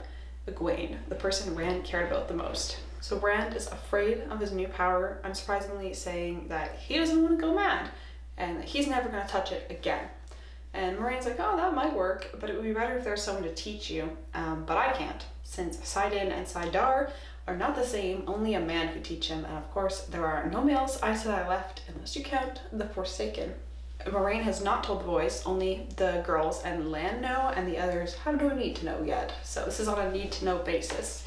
The others come up from the chamber that held the eye, carrying some cool stuff. Mat has some pottery fragments that Moiraine pieces together, and on them is the ancient Aes Sedai symbol. So this stuff is apparently Cuendillar, which is unbreakable supposedly, although this one is broken. And this was one of the seals on the Dark One's prison, one of 7. So we're down 1 seal, at least. And Loial has a golden chest, which Moiraine opens to reveal a horn. And it is the Horn of Valir, to call the heroes of the ages back from the dead to fight the Dark One. And finally, Lan's bundle. Lan has a white banner with a figure like a serpent on it, but with scaled legs and golden claws and a mane of gold. It's the banner of the Lord of the Morning, Lews Therin Telamon, the banner of the dragon. Moiraine's like, okay, we'll rest here for the night and then we'll get out of the Blight in the morning, and Moiraine tells Rand to dream of home. So in the morning, they prepare to leave. The Greensman's paradise is succumbing to the Blight without him, becoming rotten and corrupted. Loial can't stand the thought of the Greenman's oak dying, so he goes to it and sings, and his song sounds like birds trilling and spring breezes sighing softly and the sound of butterfly wings. And when he's done, the tree seems healthier, like to stand straighter and taller. Loial rejoins the group and says that this little spot, at least, will not sink into the Blight. As the gang moves out, the Blight is quiet as they travel through it, and when they emerge the next day, the men in the towers that sort of guard the borders tell them of a great victory in Tarwin's Gap, and they ride on to Fal Dara, where they all are celebrating the victory. As they go, they notice signs that spring that has been so late to come to the land has finally arrived. They have dealt a mighty blow to the shadow. So Moiraine tells Anglamar that they found the eye, and that the Green Man is dead and the eye of the world is gone. She shows him the Horn of Valir and tells him that it must be brought to Ilion, and asks for an escort of his best men to do so. Then 7 days later, Moiraine is practicing his swordsmanship with Lan, and Lan's like, you can't become a brave master in a few weeks. And Rand's like, I don't even have a few weeks. And Lan says, it's like, well, you changed your mind yet? And Rand's like, no, would you? Someone behind Rand says, change your mind about what? And when Rand turns around, Egwene is there. Lan leaves, and Rand tells Egwene that he is leaving and going away. Egwene wants him to come to Tar Valon with her and the others, but he says no. And she asks, well, will you go home then? And he says, no, never. And in Anglamar's private garden, Moiraine is looking at her blue stone and smiling, and apparently the first use she ever discovered for the power was using the stone to listen in on people who thought they were too far off to be overheard. She whispers to herself, the prophecies will be fulfilled. The dragon is reborn. Alright friends, that has been everything that happens in book 1 of The Wheel of Time. I hope you enjoyed my summary. I did my best to make it comprehensive, yet also shorter than actually listening to the whole book. Which I think I did successfully, hopefully. But if you enjoyed this video, it was quite a lot of effort to make, so I would love it if you would leave a comment or potentially consider subscribing to this channel. But that is everything that I have for you today, so thank you so much for watching, and I will see you next time.